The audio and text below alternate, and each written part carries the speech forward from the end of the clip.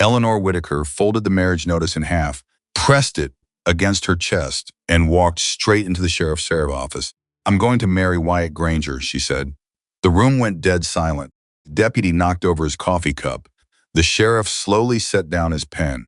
3 men near the door turned to stare at her, like she had just announced she intended to walk into a burning building. "Ma'am," the sheriff finally said, voice low and careful, "do you know what that man is?" Eleanor looked him dead in the eye. "No," she said, "but I intend to find out." If this story moves you, subscribe to this channel, follow along until the very end, and drop a comment telling me what city you're watching from. I want to see how far this story has traveled. The notice had been pinned to the wooden post outside Caldwell's general store for 11 days before Eleanor Whitaker finally worked up the courage to touch it. It wasn't much to look at. Just a square of paper, handwritten in careful, deliberate letters, not the cramped scrawl of a man who wrote quickly, but the slow, measured hand of someone who chose every word with great seriousness. Seeking a wife must value honesty above comfort, must not be afraid of hard work or long silences, must be willing to build something real. No dowry required, no performance expected. Only sincerity. W. Granger, Red Hollow Ranch, Box 7. No flourish, no promises of wealth, no flattery, just truth, written plainly, like a man who had tried flowery words before and found them useless. Eleanor had read it every single day for 11 days. She had read it in the morning when she came to buy flour. She had read it in the evening when she passed on her way home. She had read it in her mind at night when sleep refused to come. On the 12th day, she took it down. The woman standing behind her at the post, Martha Hines, wife of the town banker. Someone who had never once spoken kindly to Eleanor gasped like she had witnessed a theft. "You are not," Martha said. Eleanor folded the notice carefully and tucked it inside her coat pocket. "I am," she said quietly. "Eleanor Whitaker, that man is—" "Thank you, Martha." Eleanor turned and walked away. She did not look back. She had learned a long time ago that looking back only slowed you down. The story of Wyatt Granger had been told so many times in Red Hollow that it had taken on the quality of legend, the kind of story parents whispered to children who misbehaved, kind men repeated at the saloon when they wanted to sound tough by association, the kind that grew taller every year like a tree nobody could cut down. He was said to be nearly 7 feet tall, and that part at least was true. He was said to be silent in a way that made grown men uneasy, and that part was also true. He was said to have once stared down a hired gunman until the man simply turned his horse around and rode back the direction he came, and whether that was true or not, nobody who had been there seemed eager to dispute it. What the stories never mentioned, what nobody ever thought to include, was the rest. Nobody talked about the winter 3 years back when the Harmon family's fence collapsed and their cattle scattered across 20 miles of frozen land. Nobody mentioned that Wyatt Granger spent 4 days in below-zero temperatures helping round those animals up, refusing every offer of payment, refusing even a hot meal until the last cow was back behind a rebuilt fence. Nobody talked about old Pete Calhoun's mule, the one that broke its leg in a ditch and everyone said had to be put down. Nobody mentioned that Wyatt spent 3 weeks in Pete's barn, sleeping on hay, refusing to give up on that animal until it stood on its own again. Nobody talked about the way Wyatt Granger's hands, enormous, rough, scarred hands, moved when he worked with something fragile, gentle, impossibly gentle, like a man who understood that the things worth keeping were always the things that broke most easily. The town of Red Hollow had built a legend out of what they could see. They had never looked at what was underneath. Eleanor Whitaker had arrived in Red Hollow 14 months ago with nothing except a travel bag, $62 sewn into the hem of her skirt, the particular kind of quiet dignity that belongs to people who have survived things they never speak about. She had taken a room above the laundry and found work helping Mrs. Caldwell with accounts at the general store. She was careful. She was capable. She smiled when it was appropriate and kept her opinions to herself when it wasn't. She had done that her whole life, 26 years old, and she was already very good at making herself invisible. But invisibility had its costs. Late at night, in that small room above the laundry where the smell of soap never fully left the walls, Eleanor would lie awake and make a list in her head of everything she actually wanted. Not what was appropriate, not what was safe, what she wanted. A home, not a rented room, a real home with permanence in it. Partner who spoke to her like she was worth listening to. A life built on something honest. She had watched two friends marry men who promised them everything and delivered nothing. She had watched her own mother spend 30 years making herself smaller so her father's pride could fill the room. She had sworn, privately, fiercely, in the way that only very young women who have already seen too much can swear that she would not do the same. So when she had seen Wyatt Granger's notice, she had not read it like someone desperate. She had read it like someone who recognized honesty when she finally saw it. The morning after she took down the notice, Eleanor wrote her response. She sat at the small table by the window, dipped her pen 3 times before she wrote a single word, and then wrote slowly. Mr. Granger, my name is Eleanor Whitaker. I am 26 years old. I have no family here and no fortune to offer. What I have is this. What I say, I work without complaint. I am not frightened by silence or hard work. I have read your notice more than once. I believe you wrote it honestly. I would like to meet you, if you are willing, and decide for myself. E. Whitaker. She read it back once. Then she folded it, addressed it to Box 7 and walked it to the post herself. She told no one. She went back to work at Caldwell's General Store. She waited. The reply came 6 days later. Arrived in a plain envelope, no decoration. Just her name written in that same careful hand she had seen on the post. Miss Whitaker, Saturday, 2 o'clock.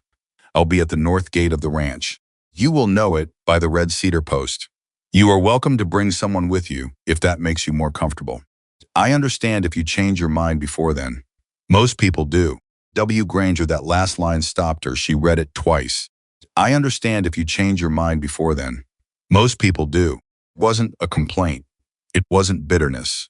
It was just a statement of fact, the quiet, resigned acknowledgement of a man who had learned to expect disappointment so thoroughly that he had built it into his invitations. Eleanor set the letter down on the table. She felt something tighten in her chest, not fear, something closer to anger, and under the anger, something closer to grief. Most people do. What kind of life did a man have to live before those words became so ordinary that he wrote them without explanation, without drama, without even seeming to notice how much weight they carried?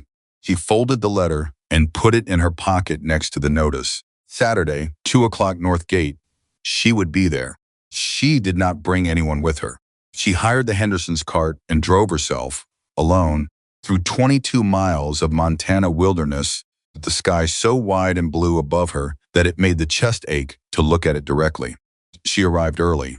She sat in the cart at the red cedar post and waited. Exactly 2 o'clock, not a minute before, not a minute after she heard footsteps. She had told herself she was prepared. She was not prepared. Wyatt Granger came around the side of the fence line. Eleanor's first thought, the honest, voluntary, immediately embarrassing thought, was that she had never in her life seen a human being that large. He was everything the stories said, 6 feet and 8 inches at least, broad through the shoulders, moving with the particular heavy deliberateness of a man who had spent decades being careful not to startle people. He was wearing plain work clothes, dusty and worn, and his hat was pulled low. His face, what she could see of it, was weathered and still and very, very serious. He stopped about 10 feet away from the cart. She realized he was giving her room, space to leave if she needed it. She stepped down from the cart. Mr. Granger, she said. He looked at her for a long moment. Not the kind of look that made her feel assessed or measured. More like the look of someone who was genuinely quietly surprised. Whitaker, he said. His voice was low, deeper than she expected, careful in its movements like a man who had learned to speak slowly. You came. I said I would, she said. Something shifted in his expression. Very small, almost nothing. But she caught it. Most people say they will, he said. I'm not most people, she said. He looked at her for another moment, and then he did something she had not expected at all. He smiled. It was not a large smile. It barely qualified as a smile at all, just a slight softening at the corner of his mouth, a brief warming of those serious eyes. But it was real. She could tell it was real because it looked like something he almost never did, something his face had to remember how to make. He said quietly, I don't think you are. He walked her around the property without ceremony. He didn't perform for her. He didn't explained things proudly the way men sometimes did when they wanted to impress. Look at this. Look at how much I have built. He just walked and showed her, answering her questions when she asked them, going quiet when she went quiet. She asked about the cattle, told her, matter-of-factly, how the winter had been, what he expected for the season ahead. She asked about the workers. He named each one, remembered something specific about each one. This man has 3 children. That man's wife has been unwell. This one is saving to bring his mother from back east. She watched him, not the land. She was watching for the thing you couldn't fake. The thing that showed up in small moments when a person wasn't trying to be impressive. She found it when they passed the barn. There was a dog lying near the barn door, old, gray-muzzled, moving slowly as it rose to greet them. Wyatt bent down without pausing, without making it a moment, simply bent and put one of those enormous hands on the dog's head in a way that was so practiced and tender that Eleanor's throat did something unexpected. "This is Biscuit," Wyatt said, 17 years old. "He can't really see much anymore. He still comes to greet you," Eleanor said. Every time, Wyatt said, and there was something in those 2 words that made her understand things that would have taken an hour to explain any other way. She understood that this man that an entire town had decided was frightening, had loved this old slow dog for 17 years, kept him warm and fed and safe, had bent down without thinking about it, without calculating how it looked, because it was simply what he did. The town had spent years building a legend about a monster. Eleanor was beginning to understand they had built it about the wrong man. They sat on a low wooden bench near the water trough at the end of the walk. Wyatt sat carefully. She had begun to notice that he was always careful, physically, as though he had spent so long being aware of how so much space he took up that it had become second nature to minimize himself. She asked him directly. She had decided somewhere during the walk to simply be direct. Anything else felt like a waste of both their time. "Why the notice?" she asked. There are ways to meet someone without posting a notice for the whole town to see." He was quiet for a moment. Not the evasive quiet of someone buying time to construct an answer. The real quiet of someone choosing their words honestly. Because I wanted to be honest about what I'm offering," he said. "What I'm not. I'm not offering charm. I'm not a man who knows how to court a woman the right way, the social way. Tried once a long time ago, it didn't." He paused. "Wasn't fair to her. She expected something I couldn't be." "Did she expect?" Eleanor asked. "Someone smaller," he said simply. "Not just in size. She wanted someone easier to be around. Someone who fit in." Eleanor thought about that. "And you don't fit in," she said. "No," he agreed. Neither have I," she said. He looked at her then. Really looked at her with those dark, serious eyes that had probably frightened 100 people who hadn't understood what they were actually seeing, which was not danger, but depth. "What do you mean?" he asked. She told him. "Not everything, not yet, not on a first afternoon, but enough." She told him about growing up in a house where the rules were unwritten but absolute. She told him about the constant work of being acceptable, being appropriate, being small enough that nobody felt threatened. She told him about the way she had answered that, noticed not because she was desperate, but because it was the first honest thing she had read in longer than she could remember. He listened without interrupting. When she finished, he was quiet for a moment. Then he said, "I appreciate that. Not I understand, which could be performance. Not I feel the same way, which could be flattery. Just I appreciate that." A man thanking her for honesty, because honesty was something he had apparently been offered rarely enough that it still felt like a gift. They talked for 2 hours. It was not a romantic 2 hours. It was not full of electricity and longing the way the romance novels that circulated the lending library in Red Hollow always described. It was better than that. It was 2 people finding with some surprise that they could actually speak to each other without the elaborate performance that most human interactions seem to require. Told her about the ranch, the reality of it, not the pride version. Difficult years, the debts paid slowly. The winter that nearly broke everything 3 seasons back. He told her about the workers who depended on the land and why that mattered to him. Told her that the work was hard and the winters were harder, and he would not pretend otherwise. She told him she had never been afraid of hard work. He believed her. She told him she did not intend to be a decoration or a performance for anyone's benefit. He said, good, just good. No elaboration, no promise-making. Just the acknowledgement of someone who had been waiting a long time to hear that particular thing stated plainly. As the afternoon light began to change, that particular golden Montana light that made everything look both more beautiful and more serious. At the same time, Eleanor made a decision. "I'd like to come back," she said. Wyatt looked at her. "You'd like to come back," he repeated, as though he was making sure he had heard correctly. "Yes," she said. "If that's acceptable." He was quiet for a moment. "Why?" he asked. "I need to understand. I've had women come out here before, 3 of them, after I put notices up in different towns. They all left the same day. I'm not asking to be cruel. I'm asking because I need to know what you're seeing when you look at me. People see different things." It was a remarkable question, kind of question that most men would never have the self-awareness to ask, because most men assumed they knew exactly what they were projecting. Eleanor considered it seriously. "I see a man who bends down to greet a 17-year-old dog the same way whether or not anyone is watching," she said. "I see a man who knows every one of his workers by name and knows something real about each of them. I see a man who wrote a notice that asked for honesty rather than performing. See a man who just told me the truth about the hard years instead of pretending they didn't happen." She paused. "I don't see what the town sees. I think the town is looking at the wrong thing." He stared at her for a long moment. His jaw was tight. She could see him working through something, some internal wrestling, some resistance to the simple and devastating act of being believed. "Most people," he started. "I know what most people do," she said, not unkindly. "You told me in your letter. I read it. I want you to understand I am not most people. I intend to be taken seriously about that." He looked down at his hands for a moment, those enormous, scarred, impossibly gentle hands. Then he looked back up at her. "Saturday after next," he said. 2 o'clock. "I'll be here," she said. This time, he didn't add "most people say they will," just nodded. She understood that something had shifted, not dramatically, not with fanfare, but in the quiet way that real things shift, almost invisibly, like the moment a frozen river begins to move again in early spring. She told no one for 4 days. She went back to Caldwell's and did the accounts. She went to the market on Tuesday morning. She cooked her own meals in the small room above the laundry and lay awake at night, not with anxiety, but with something she had almost forgotten how to recognize. Hope, careful, responsible, clear-eyed hope, not the naive kind.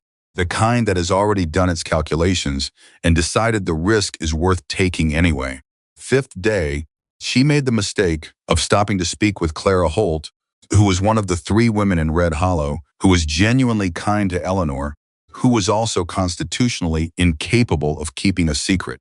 "You look different," Clara said, studying her face over the fabric bolts at Caldwell's. "I don't know what you mean," Eleanor said. "You look like someone who's made a decision," Clara said. "Big one." Eleanor said nothing. "Eleanor," Clara said, lowering her voice. "You didn't, you saw that notice." "The one from the Granger Ranch?" Eleanor kept her eyes on the fabric. "Oh, Lord," Clara whispered. "Eleanor, Wyatt Granger." "Eleanor, do you have any idea?" "I have a very good idea," Eleanor said. "He is enormous," Clara said. "He is terrifying." "Eleanor, people say he—" "What do they say, Clara?" Eleanor looked up from the fabric. "Specifically, not generally. What has Wyatt Granger actually done to anyone?" Clara opened her mouth and then closed it. Because the truth was, when you pressed through the legend, when you asked that specific, careful question, the answer was a remarkably short list. Wyatt Granger had never hurt anyone. He had never threatened anyone. He had never done a single concrete, verifiable, this actually happened thing that justified the particular fear his names inspired in the people of Red Hollow. Just existed, largely, quietly, differently. Somehow that had been enough. "It's not," Clara started. "It's not about what he's done exactly. It's about how he makes people feel." "And how does he make you feel?" Eleanor asked. "Nervous," Clara admitted. "Why? Because he's so big, and he never talks, and he just looks at you and you can't tell what he's thinking." "That's not a character flaw," Eleanor said. "That's just a man who doesn't perform for an audience." Clara stared at her. "You already like him," Clara said slowly. Eleanor picked up a bolt of dark blue cotton and turned it in her hands. "I already respect him," she said. "That's different." And more important, by the end of the week, the entire town knew. She was not sure how Clara's inability to keep secrets, most likely, or perhaps Martha Hines at the post office, who had eyes like a hawk and a mouth like an open window. However it happened, by Friday morning, Eleanor could feel the change in the way people looked at her when she walked down the main street of Red Hollow. Pity, concern, a particular kind of social discomfort that people expressed when they didn't know whether to warn someone or laugh at them. She heard it first from the Henderson boy, who was 15 and therefore entirely without filters. "True you're going to marry the big scary one?" he asked, bold as anything, outside the post office. "His name is Mr. Granger," Eleanor said. "He's massive," the boy said, eyes wide. "Ma says you must be desperate." "Your mother," Eleanor said pleasantly, "is welcome to her opinion." She walked on. She heard it again, at the well, from two women whose names she had never bothered to learn. She had not bothered, because women who gathered at wells specifically to discuss other people's business had never seemed worth the effort. "She thinks she's special," one of them was saying. "She thinks she'll be different. They all think that, the ones who answer those notices. And then they see him, and they..." Eleanor filled her bucket, nodded politely, and went home. She was not angry. She was something colder and more useful than angry. She was certain. The second visit was nothing like what the town imagined. She arrived at 2 o'clock on Saturday and found Wyatt at the fence line on the eastern side of the property, not waiting for her working. He had not assumed she would come, and so he had not stopped his day for her. He was repairing a section of broken fence with the focus of a man who did not split his attention. He looked up when he heard the cart. Something moved across his face fast, controlled, but she caught it. Relief. Genuine relief, swiftly suppressed back into his usual seriousness. "You came," he said again. "We've been over this," she said, stepping down from the cart. He almost smiled. "Can I help?" she asked, nodding at the fence. He looked at her for a moment. "Yes," he said. He did not offer to give her an easier job. He did not explain that she didn't have to, that it wasn't necessary, that he wouldn't expect it. He simply accepted her offer at face value, handed her the end of a length of wire, and showed her what to do. They worked for 2 hours together without speaking much. She discovered that she didn't mind the silence. More than that, she discovered that it was a different kind of silence than she was used to. Not the silence of disapproval or the silence of someone withholding. It was the silence of a man who was simply fully present in what he was doing. Comfortable silence. A silence that had room in it. She found herself thinking, "I could live in this." He made coffee over the fire outside after the fence work was done. She sat on an upturned crate and accepted the mug he handed her. Handing things to people was another thing she noticed he did carefully, always making sure the object was fully in the other person's grip before he let go, as though he had learned through experience that he needed to be precise about these transfers. "You're not what I expected," he said. "What did you expect? Someone who would spend the visit watching me nervously and leave after an hour." "I haven't left." "No," he said. "You haven't." He drank his coffee. She drank hers. "Why do you stay on the ranch?" she asked. "You built this yourself. You could sell it, go somewhere nobody knew your name. Start fresh somewhere you weren't already a story." Thought about it. She appreciated that he actually thought about it instead of reaching for an easy answer. "Because I'm not willing to let the story win," he said finally. "This is my land. I built it from nothing. I'm not going to give it up because people decided to be afraid of me." She looked at him over her coffee mug. "That's the right answer," she said. "Is it?" "It's what I would say," she said. "If someone asked me why I stay in Red Hollow when everyone looks at me like I'm a problem they haven't solved yet." He looked at her. "Why do they look at you that way?" he asked. She told him more this time, more than last time, about the family she'd lost, about the years of surviving on careful management and very little grace, about the particular invisible weight of being a woman alone in a town that didn't quite know what category to put you in. He listened. He asked one question, just one, quiet and direct. "Are you all right?" Not in the reflexive way people asked it, in the real way. The way of someone actually waiting for an honest answer. She paused.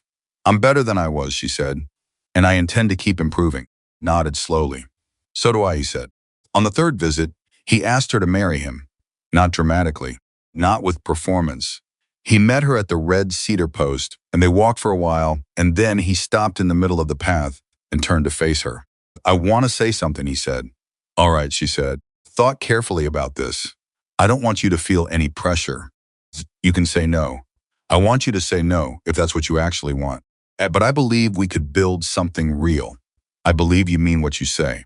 I believe he stopped, worked through something, continued. I believe I would spend every day trying to deserve someone like you. You'd allow it. Eleanor looked at this enormous, serious, careful man who stood before her like a mountain, asking permission to exist in someone else's landscape. She thought about the dog named Biscuit. She thought about the letter that said most people do. She thought about 2 hours of fence work done in comfortable silence. She thought about the way he handed her a coffee mug like it was something that mattered. Yes, she said. He looked at her. Yes, he repeated. Wyatt, she said. I don't say things I don't mean. Yes. He was quiet for a long moment, and then he did something she would remember for the rest of her life. Closed his eyes briefly just for a second, and something crossed his face that she had no word for except relief so deep it looked like grief. The relief of a man who had been told no so many times that yes had begun to feel impossible. When he opened his eyes, they were steady and serious, and she could see for the first time, without any pretense, exactly who he was. Good man. A man who had spent years being the town's legend instead of anyone's person. Man who had just been chosen. Thank you, he said quietly. She shook her head. Don't thank me, she said. I'm not doing you a favor. Doing what makes sense. He looked at her. Most people would call this a risk, he said. Most people, Eleanor said, pulling her coat a little tighter against the Montana wind, haven't been paying attention. The town found out 3 days later. Traveled the way things always travel in small towns, fast, distorted, louder with every telling. By noon on Wednesday, half of Red Hollow knew. By evening, Eleanor had received 4 separate visits from women who wanted to check on her, each of whom had explained, varying degrees of kindness, that they were worried about her, that Wyatt Granger was not well understood, perhaps she had made this decision too quickly, that sometimes a woman alone could make rash choices when she was feeling lonely. Each of them she thanked politely, each of them she showed to the door. It was the 5th visitor who was different. She came after supper, after dark, and she wasn't offering concern. Her name was Agnes Fowler. She was 71 years old. She was the oldest person in Red Hollow. She had lived there long enough to remember when the town was nothing but 3 buildings and a muddy road. She knocked twice, sharply. And when Eleanor opened the door, she looked up at her from underneath a dark gray bonnet and said, I hear you're marrying the Granger boy. Yes, Eleanor said.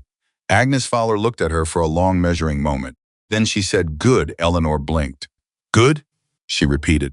That boy has been alone long enough, Agnes said briskly. I knew his mother, good woman. Terrible hard life. He worked himself nearly to nothing building that ranch. This town has treated him like a circus animal since the day he grew taller than the door frames. She paused. You're not afraid of him? No, Eleanor said. You understand that everyone will tell you should be? They already have, Eleanor said. And I've made my decision. Agnes Fowler studied her for another moment. Then she reached into her coat and took out something small, a small silver brooch, oval, simple. Pattern of leaves worked carefully around the edge. This was my mother's, Agnes said. She married a man the whole town thought was wrong for her. Married him anyway. 61 years they were together, she held it out. You take this. For luck, or not luck, for stubbornness. More like. That's what it really takes. Eleanor took the brooch carefully. She was, to her own surprise, speechless. Agnes Fowler nodded once, turned, and walked back off into the evening. Eleanor stood in the doorway, holding the small brooch, and understood something with a clarity that felt almost physical. Not everyone in this town had been seeing the wrong thing. Some of them had just been waiting for someone brave enough to say it first. Saturday morning, the week before the wedding, Eleanor was at Caldwell's when Thomas Bellamy walked in. Thomas Bellamy was the wealthiest man in Red Hollow, or more accurately, the valley surrounding Red Hollow, which was a distinction he made sure no one ever forgot. He owned the largest cattle operation in the county, And 3 times a week he came into Caldwell's to make purchases he could easily have sent a hand to collect, simply because he enjoyed the way people's expressions changed when he walked through the door. He had heard about Eleanor. He had heard about the wedding. He walked to the counter where Eleanor was working the accounts. He stood in a way that was designed to be impossible to ignore. He said, not quietly, not privately, but in the full hearing of everyone in the store, "Miss Whitaker, I need to speak with you about a serious matter." Eleanor set down her pen. "Mr. Bellamy," she said pleasantly. "This business with Granger," he said. "I'm concerned. As someone who has lived in this community for 30 years, I feel a responsibility to say something." There were 4 other people in the store. Eleanor could feel them all listening. "Say it then," she said. He leaned slightly on the counter. He was a man of about 60, thick through the middle, the particular kind of confidence that comes from having been the most powerful person in every room for so long that you forget there was ever any doubt. "Wyatt Granger," he said, "is not a man suited for marriage. He is unstable. He is antisocial. His reputation," Eleanor said, "was built by people who were afraid of something they didn't understand." "What specifically has he done, Mr. Bellamy? What concrete, actual thing?" Bellamy's expression shifted. "He is difficult," he said carefully. "Difficult," Eleanor repeated. "In what way?" "He does not cooperate with the community in the ways." "Does he break the law?" "No. But does he harm people?" "There are rumors." "Rumors are not facts," Eleanor said. "Noticed you haven't named a single fact, Mr. Bellamy. You've named a feeling. You and half this town are afraid of a feeling." The store was very quiet. Bellamy's jaw tightened. "You are," he said, voice dropping, "making a very serious mistake." "I am telling you this as someone who what?" Eleanor asked. She kept her voice level and pleasant. "I'm curious. What is your stake in this particular decision?" He looked at her. Something moved behind his eyes that she didn't quite understand yet, something too specific to be general concern, something that looked almost like calculation. "I'm simply trying to help," he said. "Appreciate that," she said. "I've made my decision. There anything I can help you with today?" He straightened. Expression had closed. "No," he said. He walked out. Eleanor picked up her pen and went back to the accounts. But her mind was already working. "What is your stake in this?" She had asked it as a pointed question, meaning to call his bluff. She had not yet understood that she had accidentally asked the right question. She did not yet know that Thomas Bellamy's interest in Wyatt Granger's life and Wyatt Granger's land was not concern. Something much older and much darker, and it had been building for a long time. She would find out. But that was still to come. For now, for this moment, she put the pen back to paper, worked the rest of her afternoon, with steady hands, thought about a man named Wyatt Granger who had written a notice asking for honesty, never expecting anyone would actually answer. She had answered. She intended to keep her word. Whatever was coming, she would face it. She always had. The wedding was small. Eleanor had not expected grand. She had not wanted grand. What she had wanted was real. Real was what she got: a quiet ceremony at the county clerk's office on a Tuesday morning, witnessed by Agnes Fowler, who had shown up uninvited and entirely necessary, by Wyatt's ranch foreman, weathered man named Cal Briggs, who shook Eleanor's hand afterward with the particular seriousness of someone who had been waiting a long time to do exactly that. "He's a good man," Cal said quietly, while Wyatt was signing the final papers. "In case nobody's told you that yet." "Nobody has," Eleanor said, "but I figured it out myself."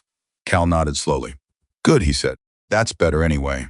Things you figure out yourself stick harder." She moved to the ranch 4 days later. She brought one trunk, $62 the same. 62 she had sewn into her hem when she arrived in Red Hollow, and the silver brooch from Agnes Fowler. She did not bring expectations. She had made herself a promise about that. She would see things as they were, not as she feared or hoped. She would be a fair witness to her own life. The first week was the strangest of her existence, not because anything went wrong, because nothing went wrong in ways she could point to and explain, and somehow that was harder to process than difficulty would have been. She had spent so long bracing for difficulty that the absence of it felt like a trick she hadn't figured out yet. Wyatt moved through the house like a man deeply aware of another person's presence, for the first time in years, slightly more careful. slightly more conscious of space, checking in without hovering. He asked if the room was warm enough. He asked if the coffee was too strong. He asked on the third morning, in a voice that was trying very hard to sound casual, if she had slept all right. I slept fine, she said. Did you? He looked at his coffee mug. Better than usual, he said. She understood that was significant. She filed it away without making it into more than it was.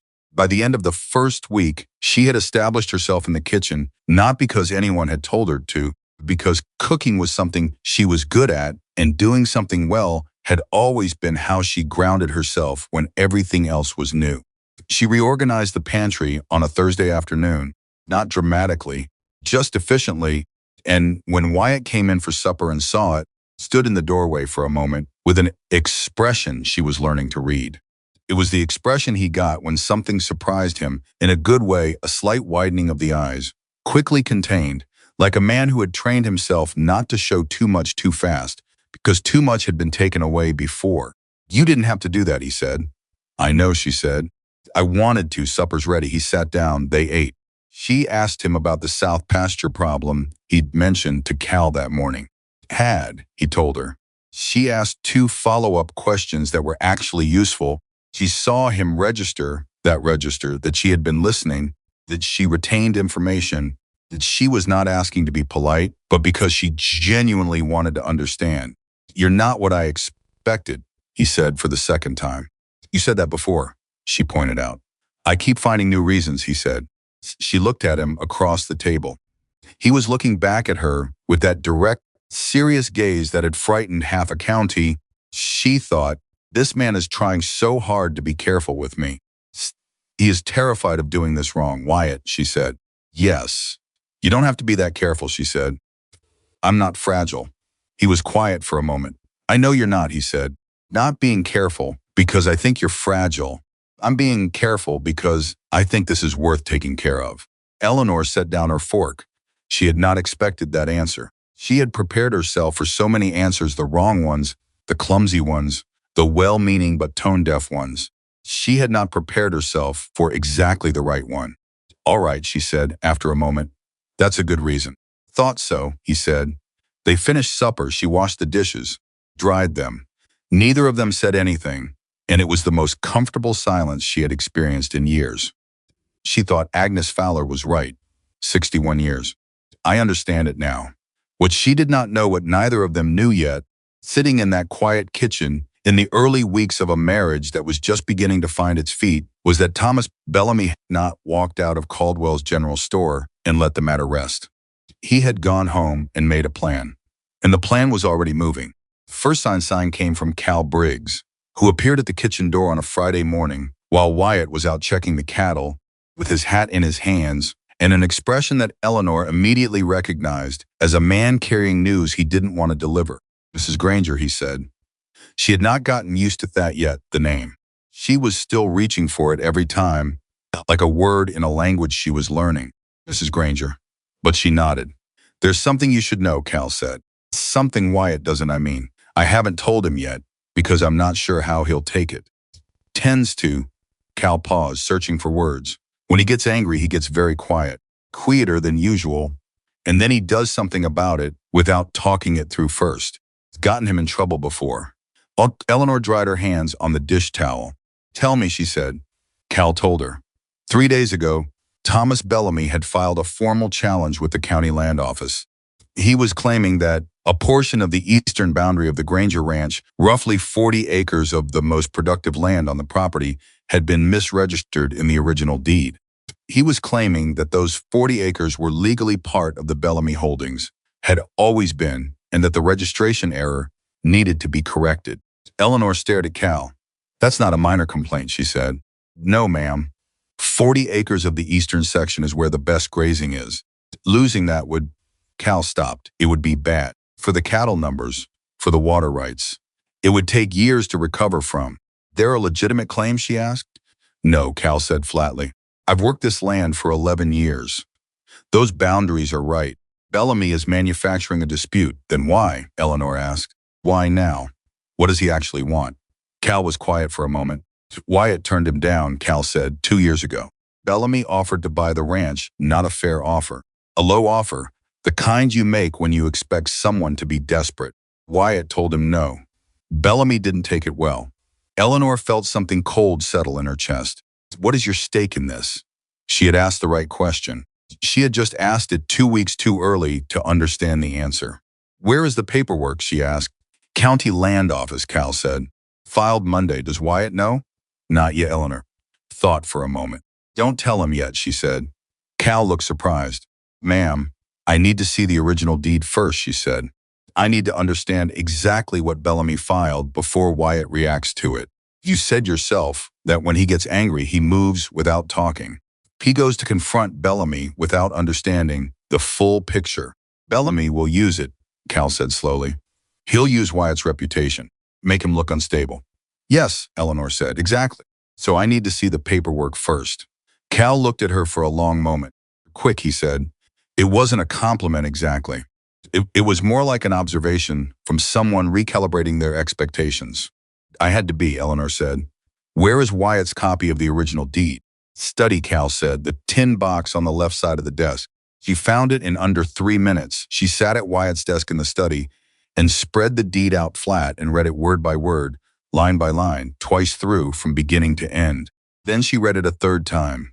Then she sat back and thought, deed was clear. The boundaries were registered correctly. Eastern line was specified precisely, with the landmark reference to the old cedar grove and the creek bend that anyone who had ever stood on that land would recognize without question, which meant Bellamy was not arguing a legitimate error. He was arguing fiction. The question was, he thought he could make the fiction stick. Eleanor folded the deed carefully, put it back in the tin box, and went to find paper. She wrote 3 letters that afternoon.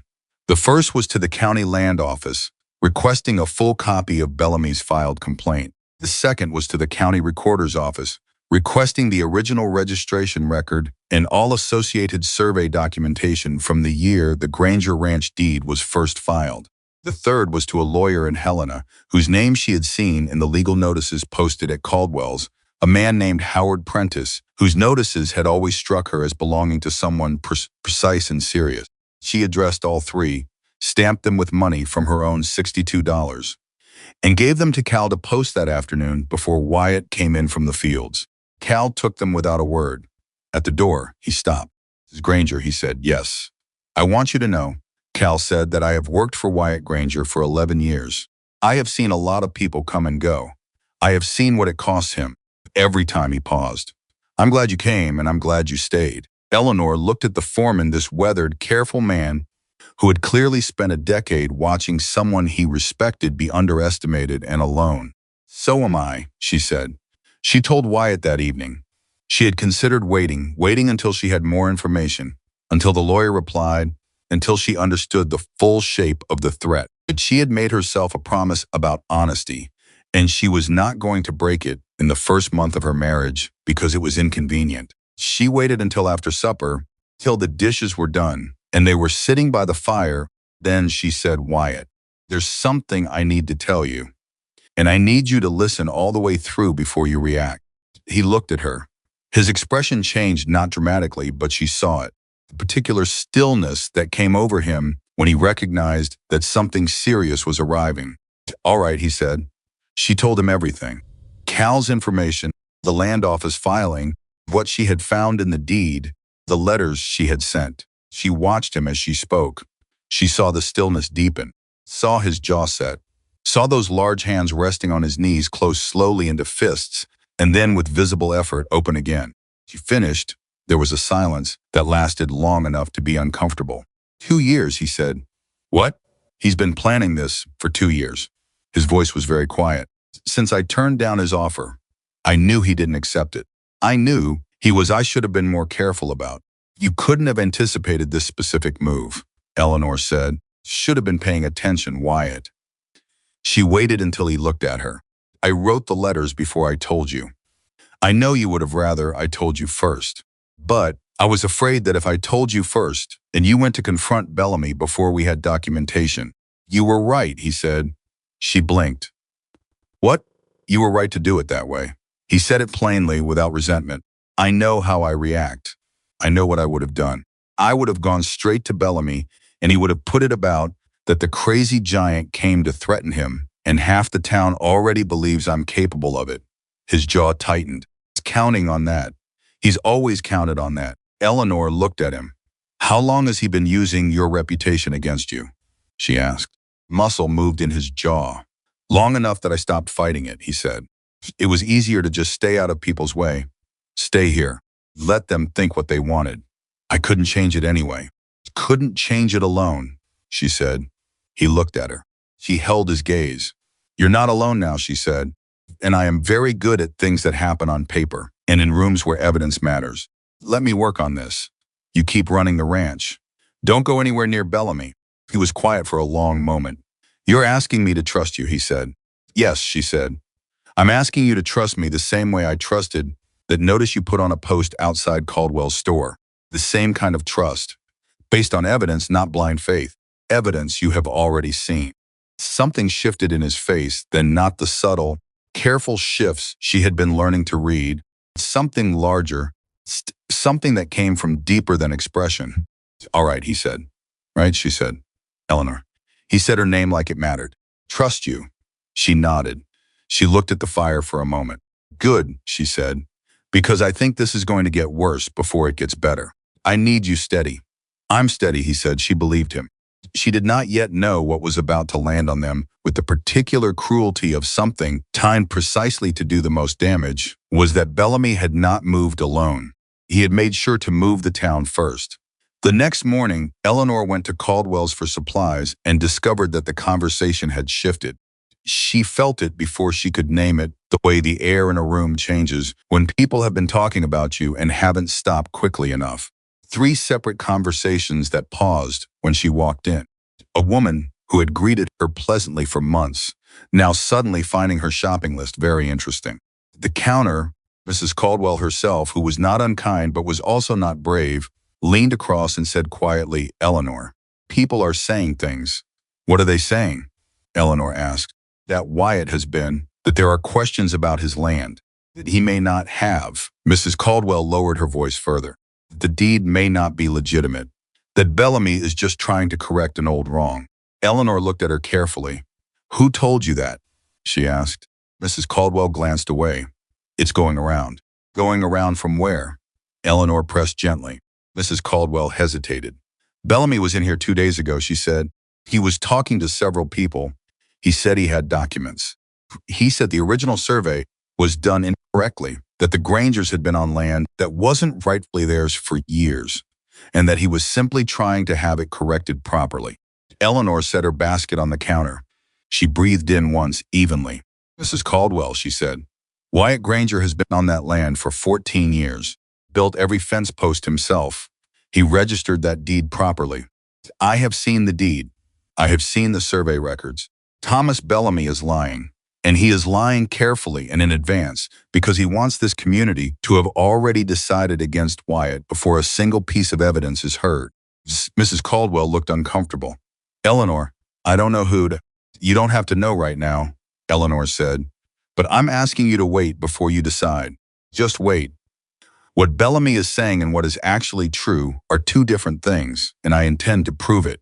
She gathered her basket and went to find what she had come for. Her hands were steady.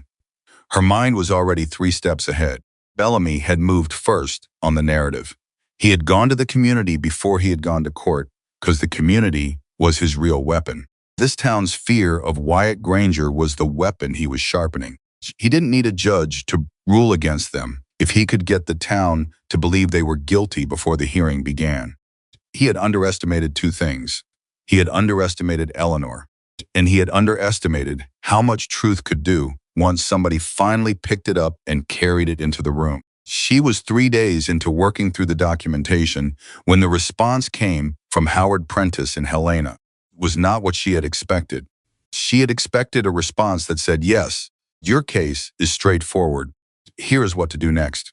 She had expected the clean, manageable version of this problem. She got instead was a letter from Howard Prentice that was careful and measured, and between the careful measured lines, deeply concerned. Confirmed that the Granger deed was sound. He confirmed that the boundary registration was correct, but he also told her something she had not known, that Bellamy had filed not only a land dispute but a secondary complaint, a claim that Wyatt Granger had, 6 years ago, properly used water rights from the shared creek to the eastern boundary, water rights that Bellamy was now claiming had been his all along. 2 claims, not one, the land and the water. Together, if both were ruled in Bellamy's favor, which Prentice said was unlikely but not impossible, depending on the judge assigned, it would functionally destroy the ranch's viability. Cattle needed that water source. Without it, the eastern pasture became useless, regardless of who owned it. Eleanor sat with Prentice's letter for a long time. She thought about Wyatt in the kitchen that first week, asking carefully if the coffee was too strong. She thought about him at the fence line, not waiting for her but working, because he had not presumed she would come back. She thought about his voice saying, "Most people do," with the exhausted patience of someone who had incorporated abandonment into their basic expectations of the world. She thought about what this ranch meant, not just as property, proof, as the thing he had built with his own hands to show himself, if not anyone else, that he belonged somewhere. Something he had made could stand and survive and be real. She was not going to let Thomas Bellamy take it. She wrote back to Prentice that evening.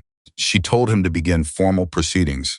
She told him to request the original water rights registration, the county surveyor's notes from the original deed filing, and any documentation of creek usage agreements in the valley going back 20 years. She told him she would cover his fees from her personal funds and that Wyatt would authorize the representation when she spoke to him. She also told him something else.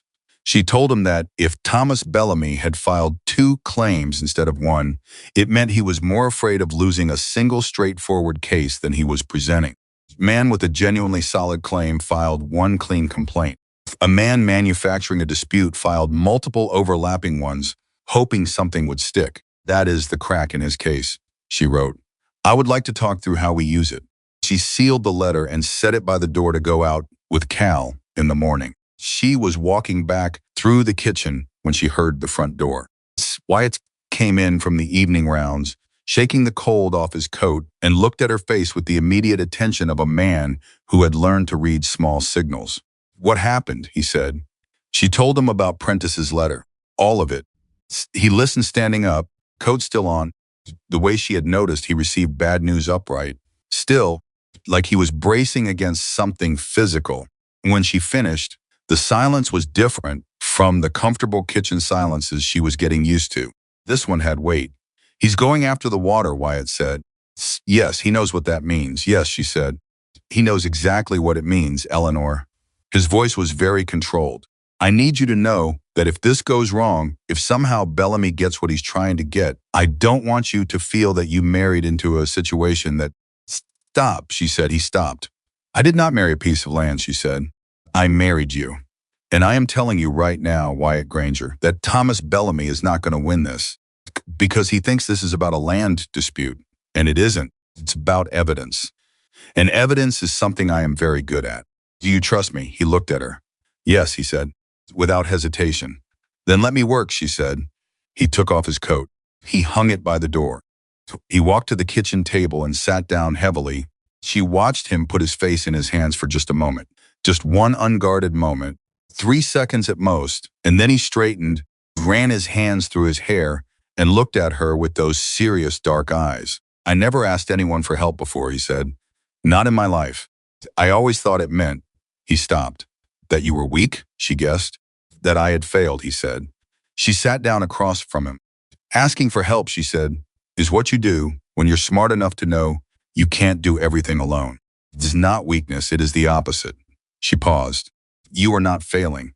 You are being targeted by a man with resources and a grudge. Those are not the same thing. He looked at her for a long moment.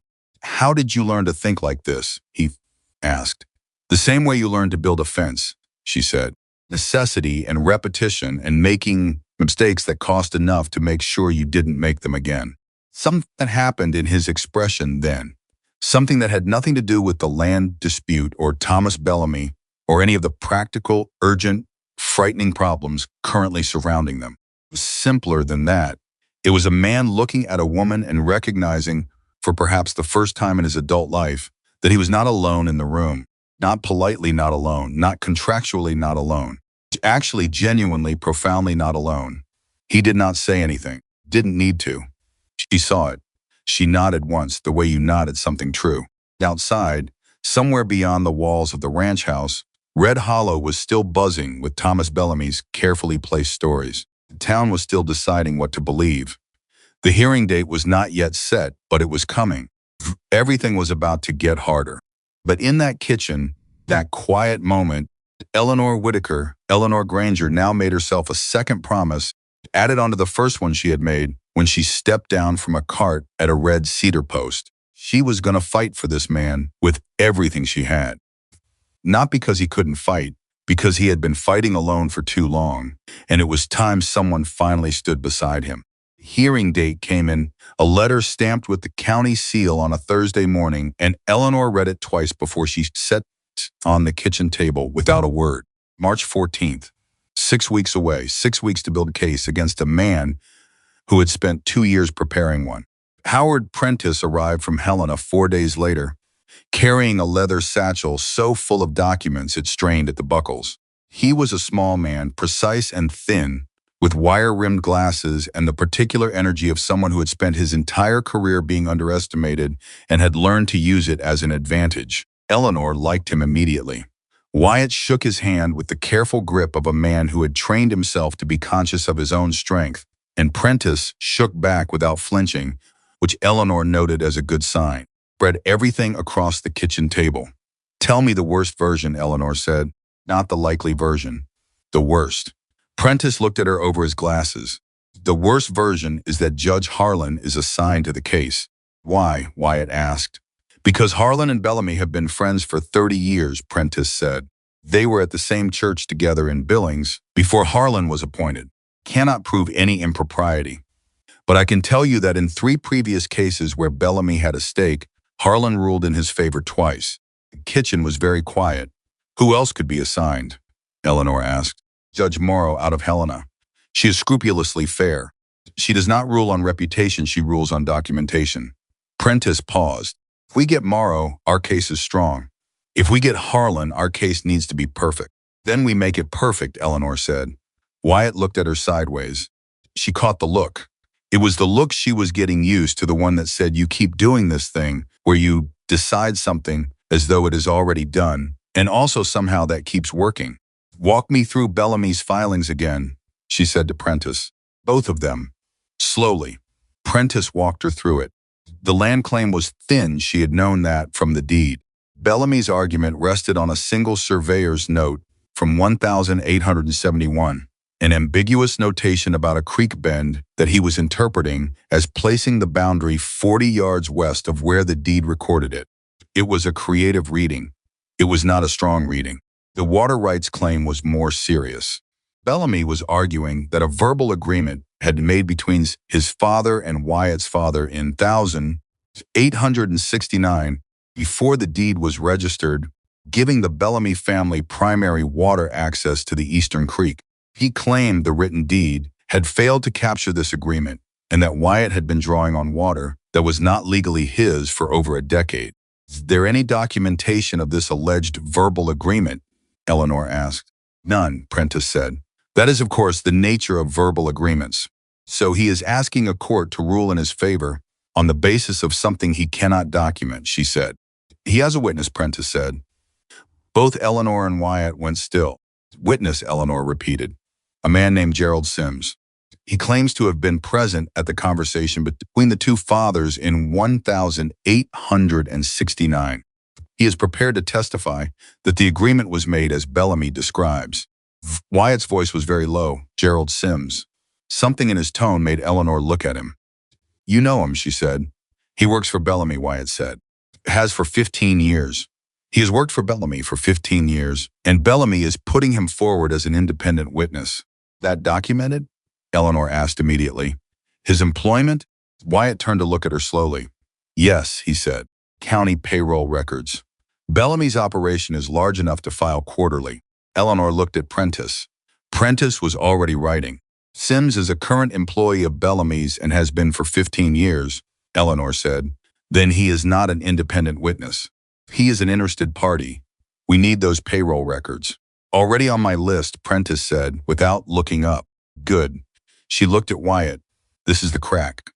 This is what I told Prentice in my letter. A man with a real case doesn't need a paid employee to testify to an undocumented conversation from 30 years ago.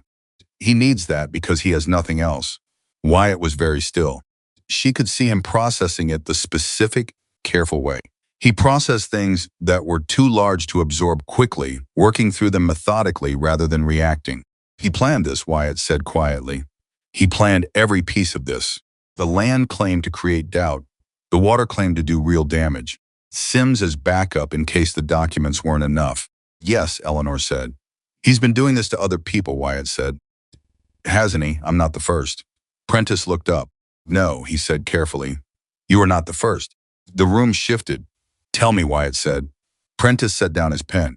There have been 2 other small ranches in the valley that have sold to Bellamy in the last 7 years. Both sales came after disputed land claims were filed. Both claims were eventually withdrawn after the sales were completed. He paused. I cannot prove that the claims were filed to pressure the sales, but the pattern is suggestive. It's not a pattern, Eleanor said. It's a method. She stood up from the table and walked to the window and stood with her back to them for a moment. Not because she was upset, but because she thought better when she was moving, or close to movement. Her mind was working quickly, running the shape of what they were dealing with. Bellamy wasn't trying to win in court. Not primarily. He was trying to exhaust them, worry them, create enough public doubt and legal pressure that Wyatt would do what the other ranchers had done, decide it wasn't worth the fight and sell. He had looked at Wyatt Granger and seen a man with no family, no network, nobody to stand beside him. He had calculated that a man like that always breaks eventually. He had made his calculation before Eleanor arrived. He had not updated it. She turned back from the window. We are not selling, she said. We are not settling. We are going to walk into that courtroom in 6 weeks with documentation so complete that Thomas Bellamy will wish he had never opened his mouth. She looked at Prentice. What do you need from us? Prentice looked at her with an expression that was the closest a professional man of his type came to admiration. Everything, he said. Every piece of paper connected to this land going back to the original registration. Every record of water use. Every agreement, every payment, every receipt. We have it, Eleanor said. She looked at Wyatt. All of it, Wyatt confirmed. Keep records. I have always kept records. Then we start tomorrow morning, Eleanor said. That night, after Prentice had retired to the spare room and the papers had been carefully sorted into piles on the kitchen table, Wyatt sat by the fire, and Eleanor sat across from him, and for a long while neither of them spoke. Broke the silence first. I want to ask you something, he said. Ask. Did you know about any of this when you answered the notice? She looked at him steadily. No, she said. If you had known, I would still have answered, she said. He looked at the fire. You can't know that, he said. Not really. Saying it now is easy. Before is different. Wyatt. She waited until he looked at her. I knew when I married you that the town was afraid of you. I knew you were isolated. I knew you were fighting everything alone. None of that changed my mind. She paused. Do you know what the difference is between what I knew then and what I know now? What? He said. Now I know I was right. He looked at her for a long time. Then quietly he said, don't know what I did to deserve you. You wrote an honest notice, she said. That's all. That's the whole thing. He almost smiled, almost. She saw it. 2 weeks before the hearing, the town got worse. It happened the way things always happened in Red Hollow, not through any single dramatic event, but through accumulation, through small conversations and shifted expressions, and the gradual withdrawal of ordinary courtesy that functions as the community's way of marking someone as outside. Eleanor went to the market on a Tuesday, and the butcher, who had always been pleasant, was suddenly very busy when she approached the counter. She went to Caldwell's and discovered that her account, which she had maintained promptly and without incident, had been put on a payment in advance basis without explanation. She went to the post office, and the man behind the counter handed her the letters with the particular efficient blankness of someone who has decided not to look directly at you. She said nothing about any of this to Wyatt. She said nothing because she knew exactly what it would do to him, that specific wound, the one that had been opened and reopened so many times over so many years that the scar tissue had just barely formed, which this would tear straight through again. She handled it herself. She went to see Agnes Fowler. The old woman answered the door before Eleanor finished knocking, as though she had been expecting her. I heard, Agnes said. What did you hear? Eleanor asked. Bellamy's been telling people you married into stolen land. That Wyatt Granger has been taking water that wasn't his for a decade. That good people shouldn't be doing business with them. Agnes stepped back from the door. Come in. Eleanor came in. She sat at Agnes' kitchen table, small, scrubbed clean, a table that had probably had 40 years of difficult conversations at it, and she told Agnes the truth. All of it.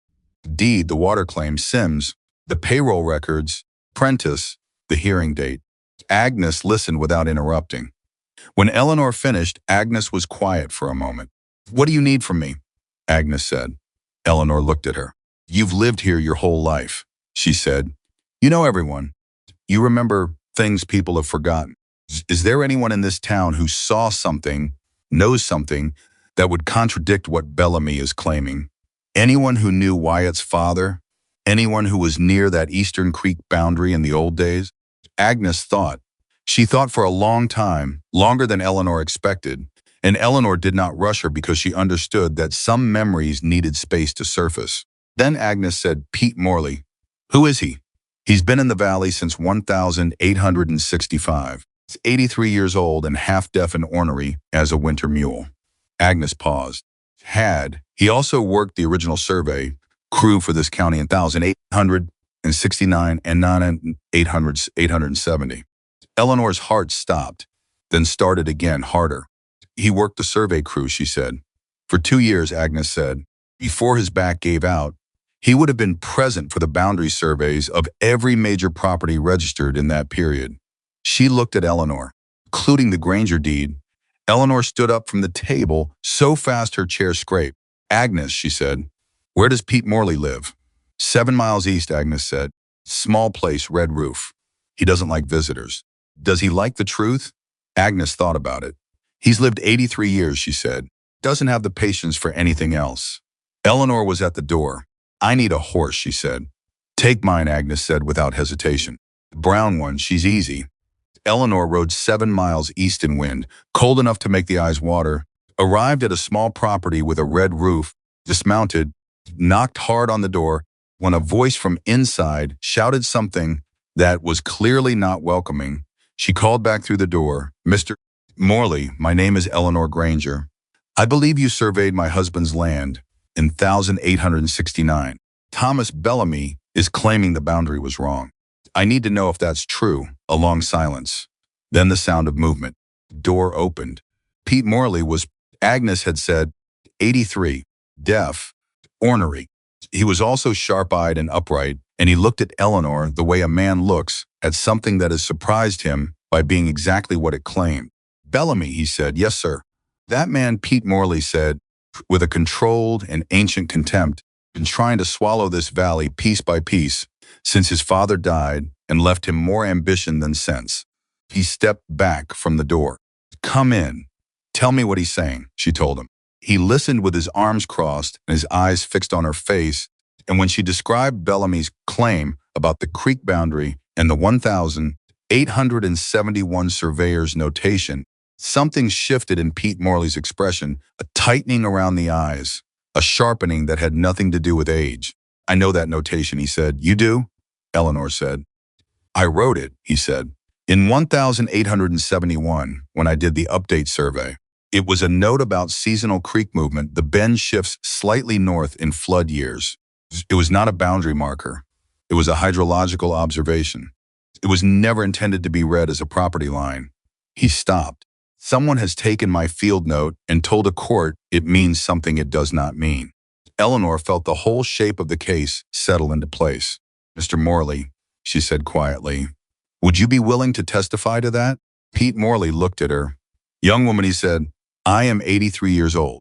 I have watched Thomas Bellamy push people off their land for 20 years using exactly this kind of method. I have never been asked to stop it. He paused. Yes, I will testify. Eleanor rode back to the ranch in the dark, cold to the bone and more alive than she had felt in weeks.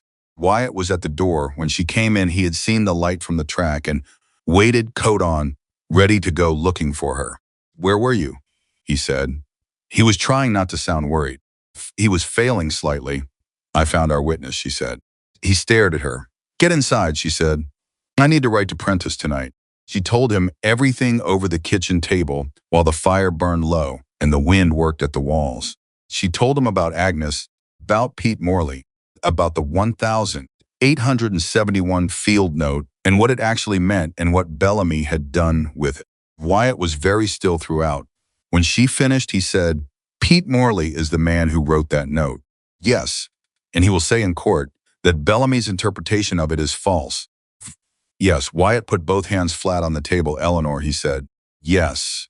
Do you understand what you just did today?" She thought about saying something modest, something deflecting. She decided against it. "I found the piece he didn't know we could find," she said. "Yes." Wyatt looked at her with an expression she had no word for, something between awe and grief and a kind of gratitude so large it didn't fit neatly into any single emotion. "Nobody has ever done something like that for me," he said. "Not once.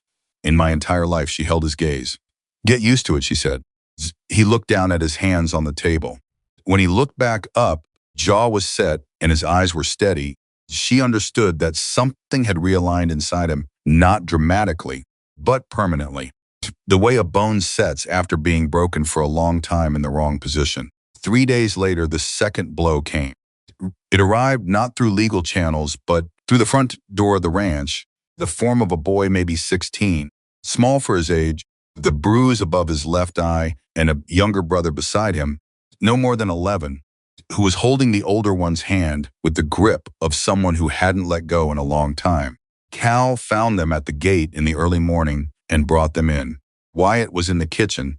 When Cal appeared with the 2 boys behind him, Eleanor watched her husband take in the bruise and the locked-together hands and the particular expression of children who have learned not to ask for things because asking has never helped. "What happened?" Wyatt said to the older boy. His voice was very low and very calm. The boy's jaw was set. He was trying to look like it didn't matter. "Father left," the boy said. "Week ago. We've been at the Henderson place, but they said they couldn't keep us." "Where's your mother?" Wyatt asked. "Gone," the boy said.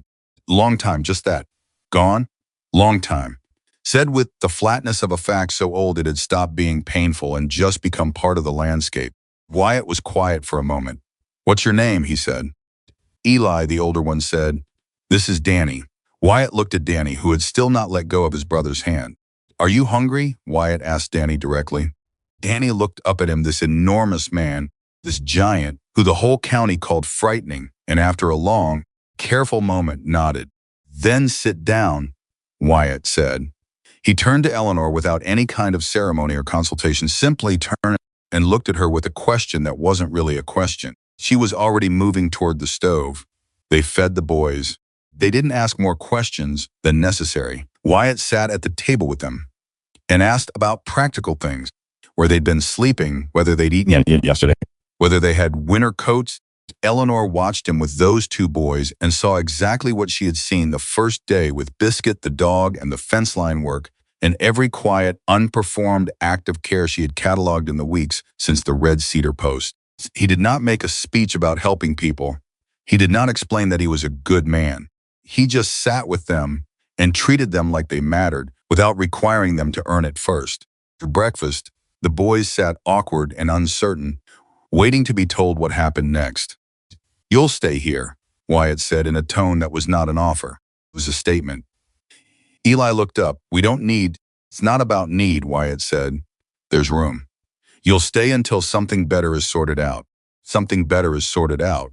He paused. "My wife and I have some things we're dealing with right now. You'll have to be patient with the situation. You're not going anywhere cold." Eli stared at him. This boy, this 16-year-old, who had been holding his world together with both hands for weeks, stared at Wyatt Granger, and something happened in his expression that Eleanor recognized from somewhere she couldn't immediately place. Cracking. The specific cracking of someone who has been strong for so long that a single act of uncomplicated kindness becomes the thing they almost can't bear. "Why?" Eli said. His voice was rougher than intended. Wyatt looked at him directly. "Because somebody should," he said simply. Eli looked down at the table. He nodded once fast. Beside him, Danny had finally let go of his brother's hand. Eleanor turned back to the stove so no one would see her face. She was thinking about the notice on the post outside Caldwell's general store. Performance expected, only sincerity. She was thinking about how a man could tell you everything true about himself in six words on a piece of paper and still have me nothing until you watched him sit down from two frightened boys at a breakfast table. Simply tell them, you're not going anywhere cold. That evening, the boys had been settled and the house was quiet. Eleanor sat at the kitchen table with Prentice's notes and the copied deed records spread before her, and she wrote everything out, everything they had, organized in the order it needed to be presented, building from foundation to argument to conclusion. She worked for 2 hours without stopping. Wyatt came in at some point, looked at the spread of papers, looked at her face, went and made coffee without being asked, set a mug beside her without interrupting. She didn't thank him immediately. She was holding a thought. He understood. He sat down with his own coffee and waited. For a moment, she said, without looking up, Bellamy is going to hear about the boys. Yes, Wyatt said. He's going to use it, she said. He's going to say you're using them, that you took in strays to improve your public image before the hearing. He will find a way to make it look calculated. I know, Wyatt said. She looked up at him. And I don't care, he said. I know why I did it. You know why I did it. Those boys know why I did it. He held her gaze. Spent 20 years trying to manage what this town thought about me. I'm done with that. Let Bellamy say what he wants. She looked at him for a moment. Then she said, I think that is the most important thing you've said since I've known you. He looked at his coffee mug. It only took me 20 years to get there, he said dryly. She almost laughed. Actually almost laughed, not the polite, managed kind she had trained herself to produce in public, but the real kind, sudden and involuntary and startled out of her. He looked up, surprised. She collected herself. Don't be funny, she said. I'm working. I'll try, he said in a way that suggested no promises. She went back to her papers. He stayed at the table. Somewhere in the 5 days, between that night and the morning they were due in court, something settled between them that had been building since a red cedar post and a 2 o'clock meeting and a letter that said most people do. Not romance, not yet, or not only that, something more structural. The way two people who have each spent a long time being structurally alone discover that the other person fits into the empty load-bearing space. She trusted him. He trusted her. They were going to need it. Had. Because the morning before the hearing, Eleanor found out something that changed everything. She found it in a letter from Prentice, delivered by early post, a letter marked urgent on the outside, and carrying inside it a single piece of information that made her sit down hard on the kitchen chair and read it 3 times. Gerald Sims Bellamy's witness, the man who claimed to have been present at the 1,869 conversation between the two fathers, had given a statement to the Billings County Clerk in 1,887 routine land question.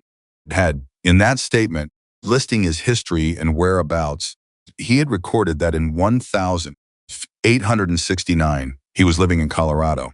He had not arrived in Montana until 1,873. He could not have witnessed a conversation in 1,869 in the Red Hollow Valley. He was not there.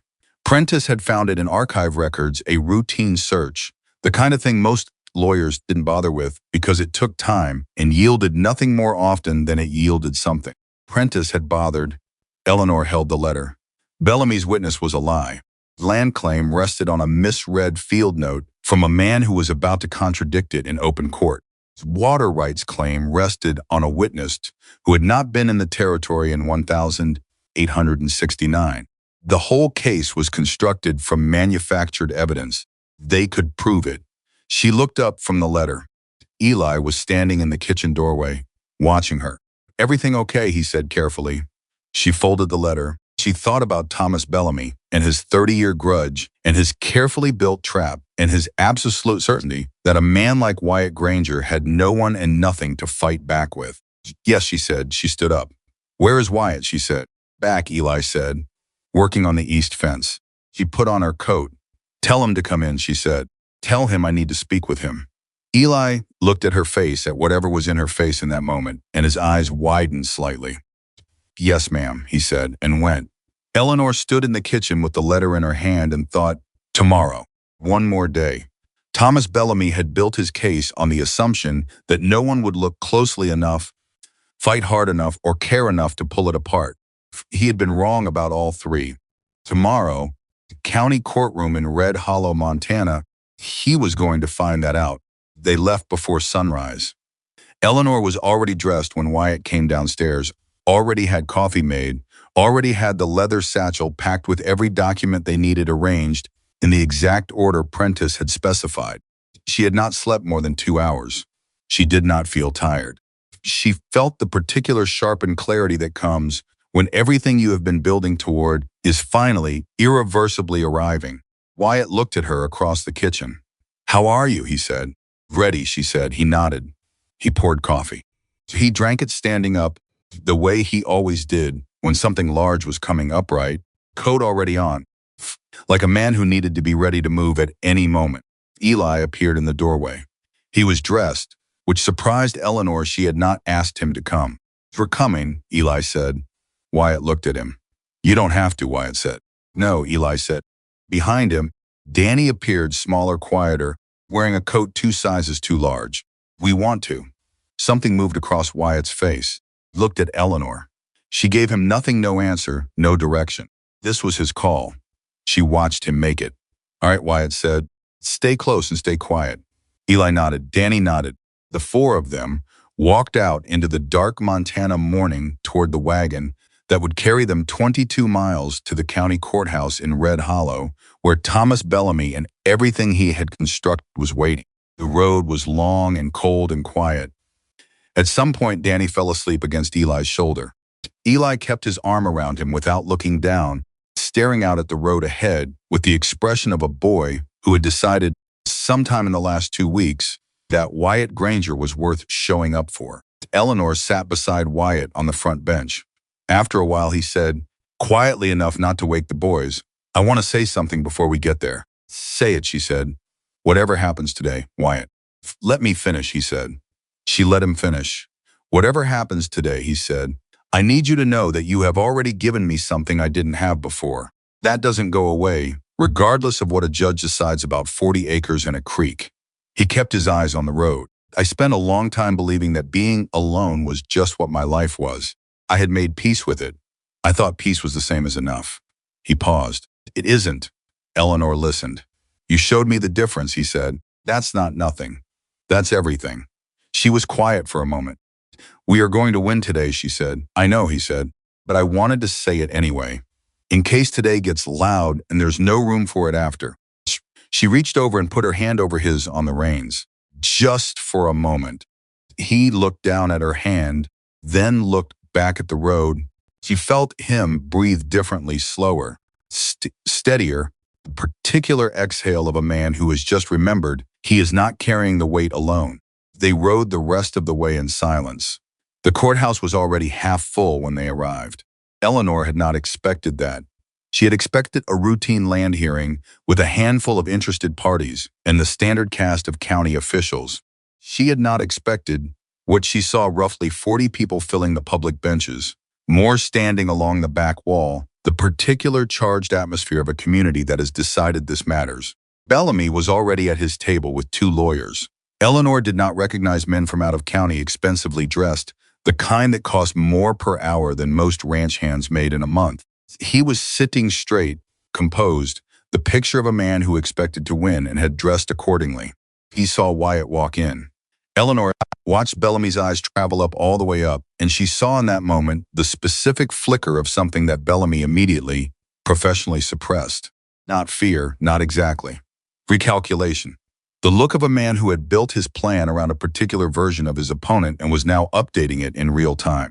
He had expected Wyatt to walk in alone. He had expected slumped shoulders, defensive posture, a man carrying 20 years of isolation and public judgment like a visible weight. He had expected to look at Wyatt Granger and see someone already halfway beaten. Instead, he saw a man who walked with his wife beside him, upright, unhurried, 2 boys trailing behind him, and the whole picture was wrong.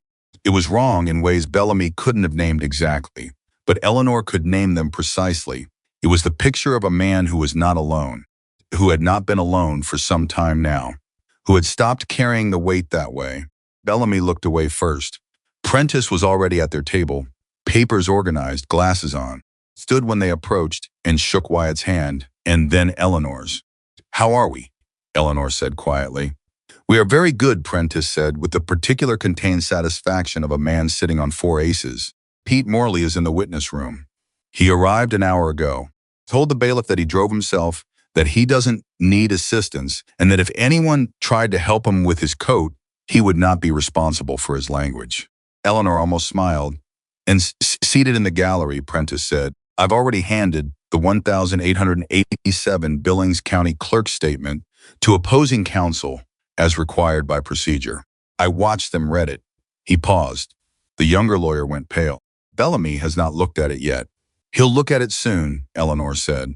"Yes," Prentice agreed. "I expect the next few minutes will be informative." She turned to Wyatt. He was looking at the gallery at the 40-odd people who had come to watch. "You know most of them," she said. It wasn't a question. "Yes," he said. "Are any of them here for you?" He thought about it honestly. "Miss Fowler," he said. "Cal. The Henderson family, maybe." He paused.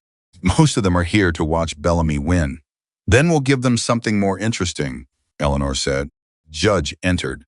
Eleanor felt the room shift and settle, and she felt her own breath slow and steady itself, the particular internal stillness that she had learned to find in difficult moments, the place behind the noise where she could think clearly. She looked at the front of the room, and then she heard Prentice make a sharp, quiet sound beside her. "That's Harlan," he said very quietly. Just 2 words, but she heard everything in them. Judge Harlan. The one with 30 years of friendship with Thomas Bellamy. The one who had ruled in Bellamy's favor twice before. The wrong judge. Eleanor kept her face still. "It doesn't change anything," she said just as quietly. "Our evidence is the same regardless of who's on the bench. Harlan can choose how to weight testimony," Prentice said. "He can accept Sims over Morley if he decides to. He has that discretion. Then we make it impossible for him to justify that choice," Eleanor said. Prentice looked at her. "Yes," he said. "All right." The hearing opened with Bellamy's case. His lead lawyer, a man named Carver, smooth and practiced, presented the land claim first, walking through the boundary argument with professional confidence, referencing the 1,871 surveyor's notation with the ease of someone who had rehearsed it many times and expected it to land. Landed well with the gallery. Eleanor could feel it. She watched people's heads nodding slightly, the unconscious agreement of an audience being told something in a confident voice. She made herself wait. Carver moved to the water rights claim, described the alleged verbal agreement of 1,869 with practiced solemnity, 2 men, 2 families, a handshake agreement made in good faith that had never been properly recorded. Described Gerald Sims as a man of character who had been present and had carried the knowledge of this agreement for 30 years. Called Sims to testify. Sims walked to the front with the careful, slightly stiff gait of a man who knows he is being watched and is trying to look like he has nothing to hide. He sat, he was sworn in. Told his story, the 1,869 meeting, conversation, the agreement, the handshake. He told it well. He had clearly rehearsed. Prentice stood for cross-examination. "Mr. Sims," Prentice said pleasantly, the way a man is pleasant when he is about to do something irreversible, stated, "You were present in the Red Hollow Valley in the autumn of 1,869. Is that correct?" "Yes, sir," Sims said. "You have a clear memory of being there?" "Yes, sir." "And witnessing the conversation you described?" "Yes, sir." Prentice nodded. He picked up a document from the table. I have here a certified copy of a statement given by you to the Billings County Clerk's Office in October of 1,887. In that statement, you listed your whereabouts and employment history." He looked at Sims. "In that statement, you recorded that in 1,869, you were residing in Pueblo, Colorado, and did not arrive in Montana Territory until the spring of 1,873. He set the document down. "Can you explain that discrepancy?" The room went very quiet, not the natural quiet of a room waiting for an answer. The specific, charged quiet of 40 people suddenly understanding that something significant has just happened. Sims opened his mouth, closed it, opened it again. I may have, he started. The dates, the document is certified, Prentice said, under your signature.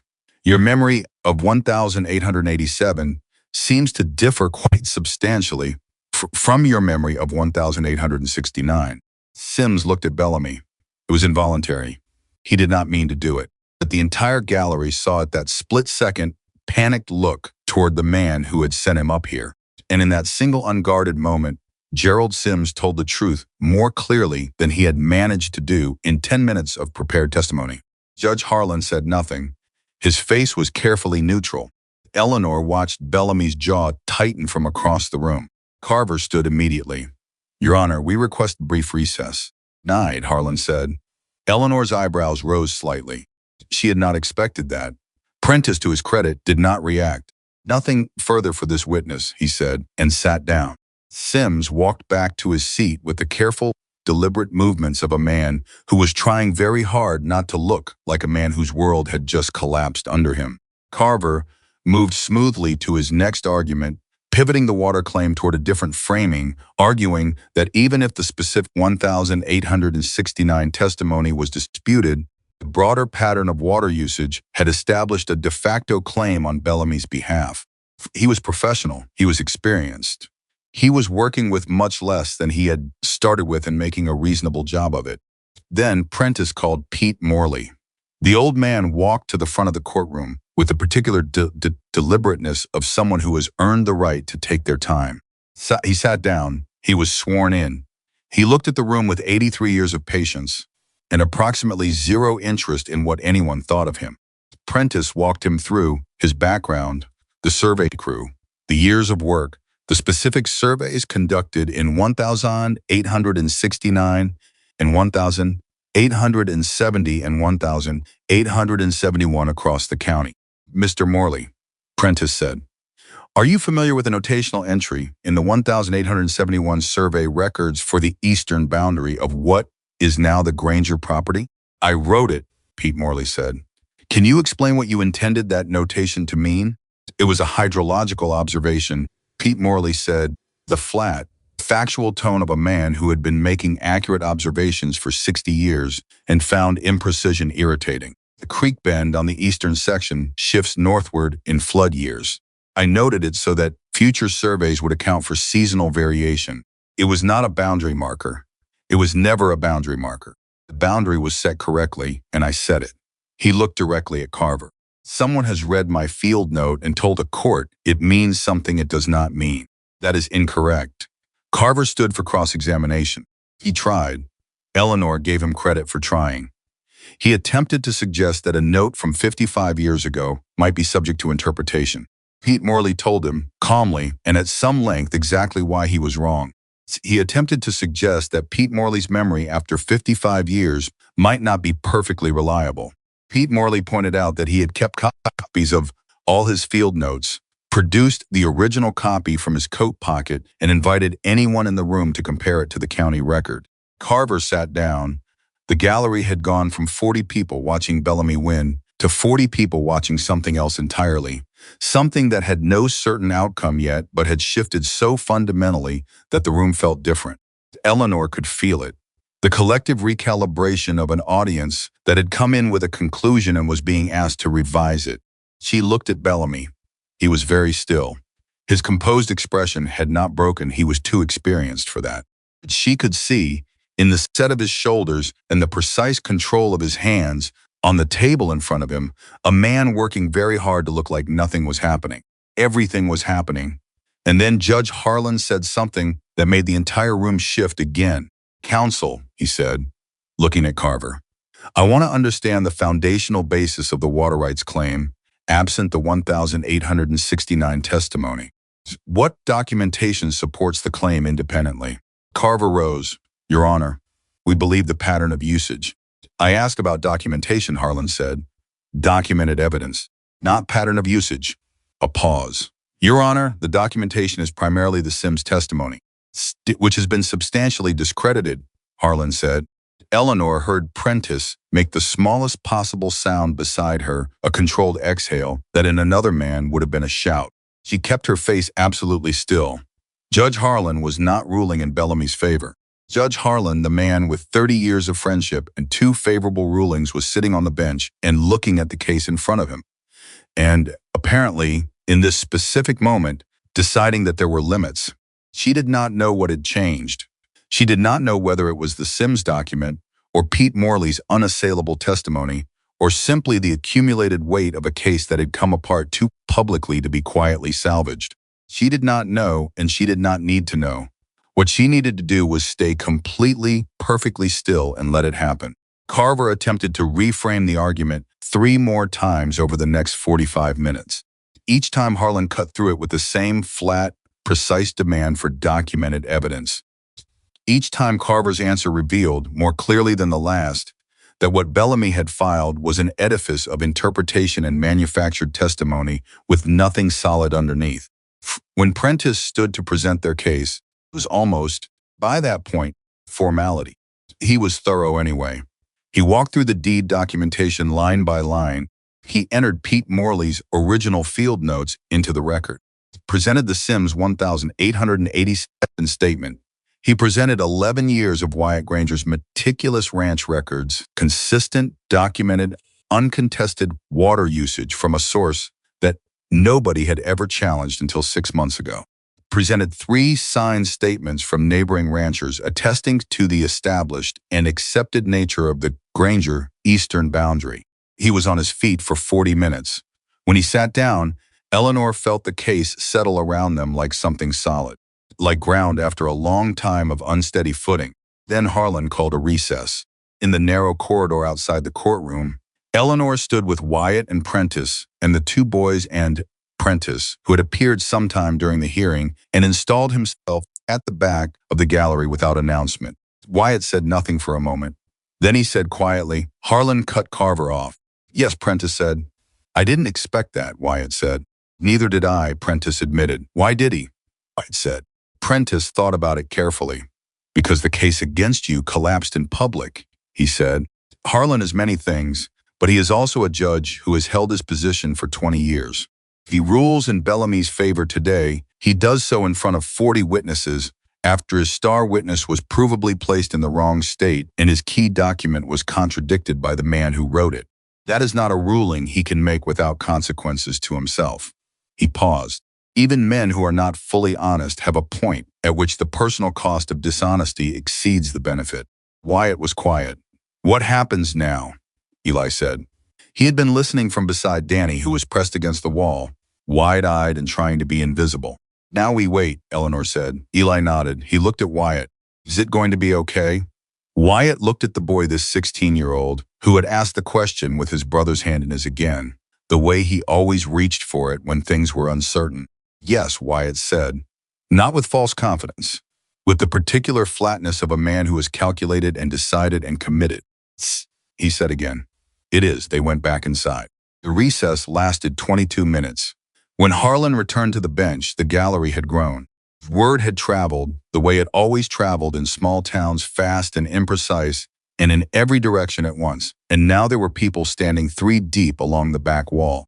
Eleanor saw Martha Hines from the post, who had gasped when Eleanor took down the notice.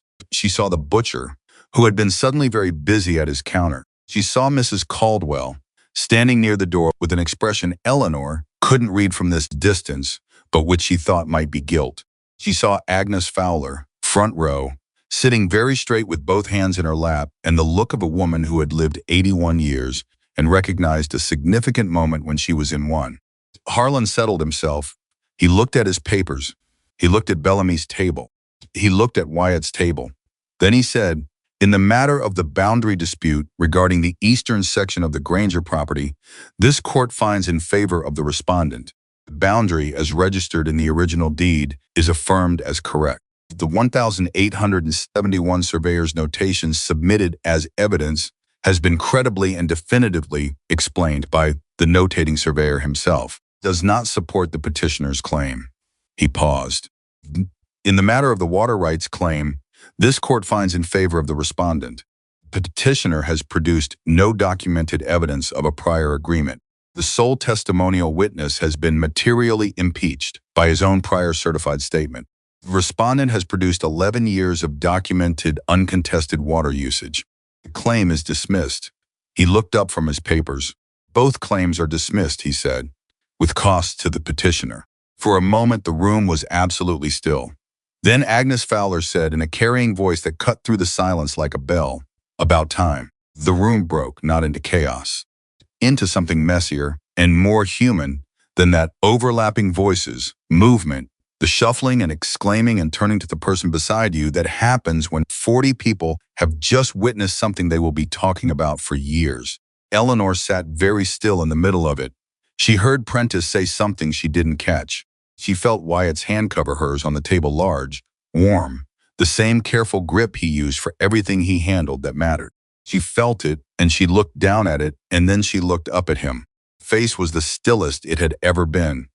Not the controlled stillness of a man managing his reaction. The real stillness that comes after a long time of movement and noise, the stillness of something finally actually coming to rest. "It's done," she said. "Yes," he said.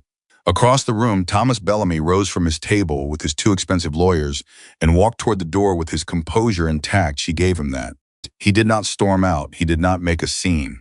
He walked with his chin up and his steps measured, and he did not look toward Wyatt's table once. At the door, he stopped. For just a moment, he stopped, and he looked back. He looked at Wyatt first.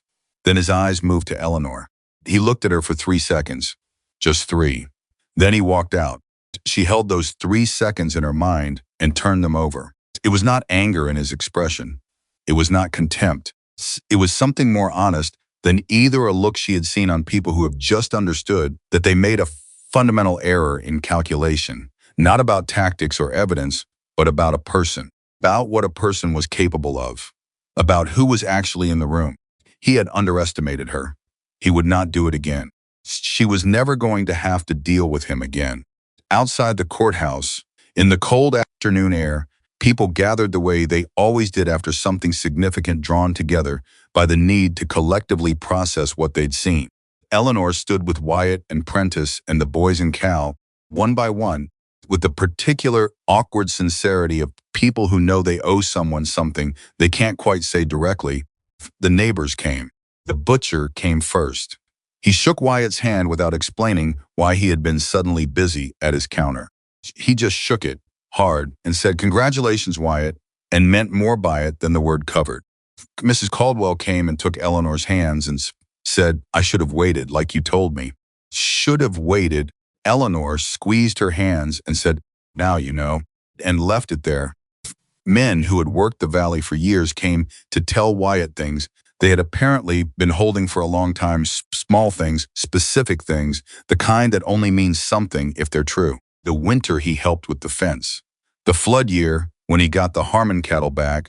Dozen moments, told simply, without decoration, by a dozen different voices, the slow, accumulated testimony of a community recognizing, one person at a time, what it had been wrong about. Wyatt received it all with the same careful stillness. But Eleanor watched his hands. By the end, they were no longer in fists. Agnes Fowler was the last. She came to Eleanor specifically, not Wyatt, and she put her small, dry, strong hand on Eleanor's arm and looked up at her with those clear, ancient eyes. "Your mother's brooch did its job," she said. "It did," Eleanor said. "Keep it anyway," Agnes said. "You'll have uses for it." Then she turned to Wyatt, and she looked at him the way she had. The day she came to Eleanor's door, the direct look of someone with enough years behind them to see without pretense. "Your mother," Agnes said, "would have been very proud." Wyatt said nothing. His jaw worked once. He nodded. Agnes patted his arm once, briskly, and walked to her wagon. Eleanor reached for Wyatt's hand and held it. He held hers back. Around them, Red Hollow rearranged itself quietly, imperfectly, the way communities do when they've been wrong about something for a long time and don't quite know how to say so directly. Not with grand speeches, not with ceremony, with small, ordinary gestures of the kind that mean everything precisely because they are ordinary. Danny tugged at Wyatt's other sleeve. "Can we go home now?" he said. Wyatt looked down at the boy, small, serious, still wearing the coat 2 sizes too large. Yes, he said, we can go home. And the four of them, the man everyone had feared, the woman who had refused to, two boys who had learned what both of those things looked like in practice, walked together toward the wagon in the cold Montana afternoon, and not one of them looked back. Dull ride home took longer than the ride there. Not because the road was different, because the people on it were. Nobody spoke much for the first several miles. Danny fell asleep again against Eli's shoulder almost immediately, the way children fall asleep after large days completely, without ceremony, as though the body simply decides it has processed enough and shuts the door. Eli stayed awake, staring at the road, one arm around his brother, wearing an expression Eleanor recognized from her own mirror in the years before Red Hollow. The look of someone slowly, carefully beginning to believe that the ground under them might actually hold. Cal rode alongside on his horse and said nothing, which was exactly right. Prentice had gone back toward Helena with a handshake and a genuine smile and the particular satisfaction of a man who had done his best work and knew it. Eleanor sat beside Wyatt on the front bench. After a long while, he said, Agnes told me my mother would have been proud. I heard, Eleanor said. I haven't thought about my mother in a long time, he said. Deliberately, it was easier not to, a pause. She died the year I started building the ranch. I was 22. She never saw any of it. Eleanor did not fill the silence with comfort. She had learned that he didn't need comfort shaped like noise. He needed space to put things down. She would have liked you, he said finally. Tell me something about her, Eleanor said. He thought about it, really thought, the way he did everything, with patience, with intention. She was not afraid of silence, he said. In a house with a man as large and quiet as I turned out to be, that mattered. He almost smiled.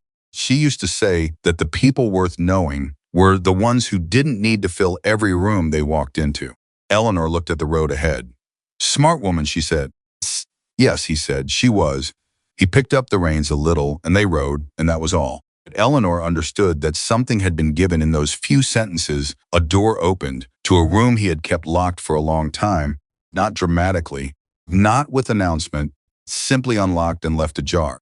She did not push it wider. She just noted that it was open. They were 2 miles from the ranch when Eli said, "From the back, Wyatt." Wyatt turned. Eli was sitting straight now, Danny still asleep against him. Jaw was set in the way Eleanor had come to recognize the expression he wore when he had been working up to something. I want to work, Eli said, on the ranch, properly. I'm not asking for charity. I can do fence work, I can do cattle, whatever needs doing. I learned fast. He held Wyatt's gaze. I'm not going anywhere. Wyatt looked at him for a moment. I know you're not, he said. Then let me work for it, Eli said. Let me earn our place. Don't have to earn your place, Wyatt said. You have it. Eli's jaw tightened. I need to, he said. It matters to me. I need it to be real. Not I've had charity before. Doesn't hold. I need this to hold. Something passed across Wyatt's face, a recognition so specific and so deep that Eleanor saw it move through him like a current, because he knew. He understood from the inside exactly what Eli was saying. Difference between being tolerated and being necessary. Difference between a place given out of pity and a place built with your own hands that nobody could take. All right, Wyatt said, you work. We pay you fair wage, same as any hand. Bank what you can, you learn what you need, and you stay. He held Eli's eyes. Both of you, you stay. Eli nodded once fast and looked away. But Eleanor caught his face in the half second before he turned, and what she saw there was not gratitude exactly. It was something older and less manageable than gratitude. It was the expression of a boy who had stopped, waiting for the ground to give way. She looked at Wyatt. He was looking at the road again, reins easy in his hands. She thought, this is who he has always been. This is the man the town built a legend about. They built it facing the wrong direction. They came over the last rise before the ranch. Biscuit was at the gate, slow, gray-muzzled, barely able to see it there. As he always was, Wyatt stopped the wagon. He climbed down. He bent and put his hand on the old dog's head, that practiced, unhurried tenderness that had told Eleanor everything the first day she arrived. Good boy, he said quietly. Biscuit's tail moved. Eleanor watched them, this enormous man and this ancient dog, and she thought about the notice on the post at Caldwell's store. Only sincerity. She thought about how much a person could tell you about themselves in the small, unobserved moments. The moments when they thought nobody important was watching. She had been watching from the beginning. She climbed down and opened the gate herself. Wyatt looked at her. She looked back. They had been married 4 months now, and she still cataloged these moments, not because they were unfamiliar any longer, but because she had learned that the things worth keeping were the things you continued to notice even after they became ordinary. She intended to keep noticing. "Welcome home," she said. It was the first time she had said those words about this place. She felt them land differently than she expected, not as something she was saying to him, but as something true about herself. This was home. It had become home in the specific way that places become home, not when you arrive, but when you stop calculating the distance to the door. He looked at her with those serious dark eyes. "Yes," he said, like he was agreeing to something larger than the two words. Then Danny woke up in the back of the wagon, looked around with the confused urgency of someone who has just realized they've been asleep during something important, said, "Did we win?" "We won," Eli told him. "Okay," Danny said, satisfied, and immediately looked around for Biscuit. The first week after the hearing was different from any week before it. Not because the work changed, the work was the same. Cattle still needed checking, the fences still needed maintaining, the books still needed balancing. Something had changed in the atmosphere of the place, a pressure that had been present so long. Eleanor had stopped noticing it until it lifted. Wyatt noticed it too. She could see it in the way he moved, slightly less careful, slightly less self-conscious. Though he had been expecting a blow for so long that the act of accepting it was not coming had to be practiced. Like a new posture held long enough to become natural. It had. On the third morning, he did something that stopped Eleanor in the middle of the kitchen. He laughed. Not the brief, controlled near smile she had cataloged, not the quiet acknowledgement of something amusing. Real laugh, short, surprised out of him by something Danny said at the breakfast table, unexpected and genuine and gone almost immediately, but real. Danny looked delighted. Eli looked sideways at Eleanor. Eleanor kept her face entirely still and went back to the coffee. But her heart was doing something complicated. She was very glad she had her back to the room. 2 weeks after the hearing, Red Hollow arrived on their doorstep.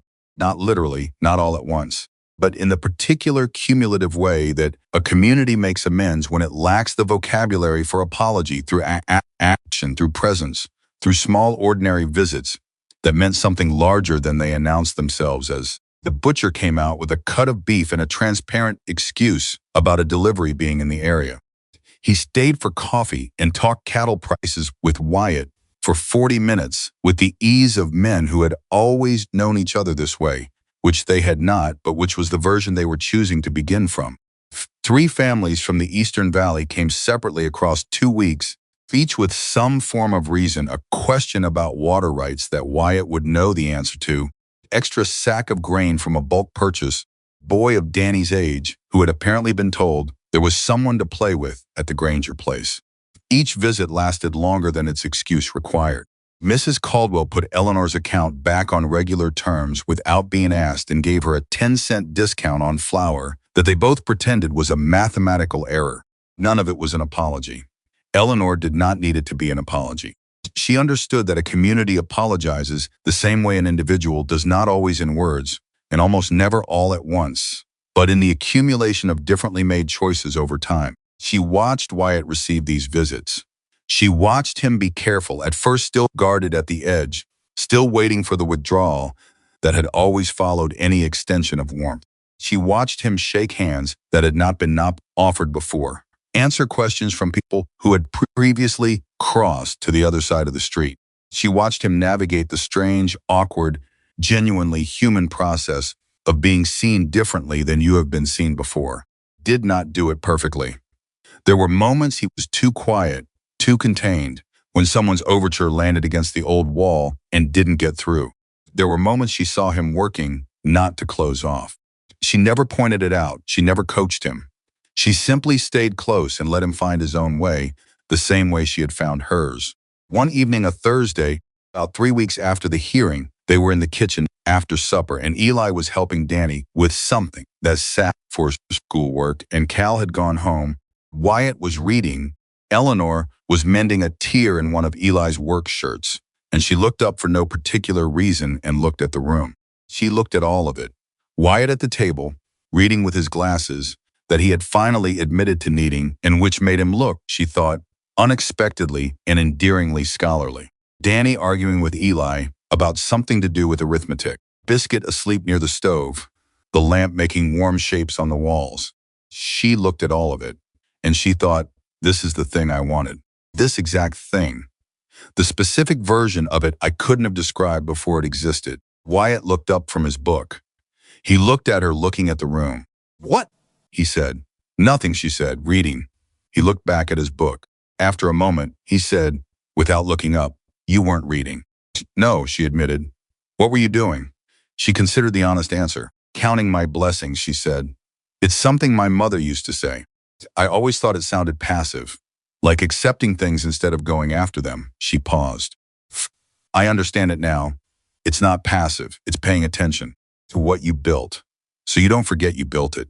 He set his book down. He looked at her directly the way he did when something mattered. Think about the notice, he said. The one I put up. Put it up because I had stopped believing anything would change. I didn't think anyone would answer. I thought it would be one more thing that proved I should stop trying. He paused. Put it up anyway because I couldn't make myself stop entirely. Eleanor set down the mending. I answered it because it was the first honest thing I had read in longer than I could remember. She said, told you that the first day. It's still true, I know, he said. But I want you to know what it was like on my side. When Cal brought me your letter, I read it 4 times.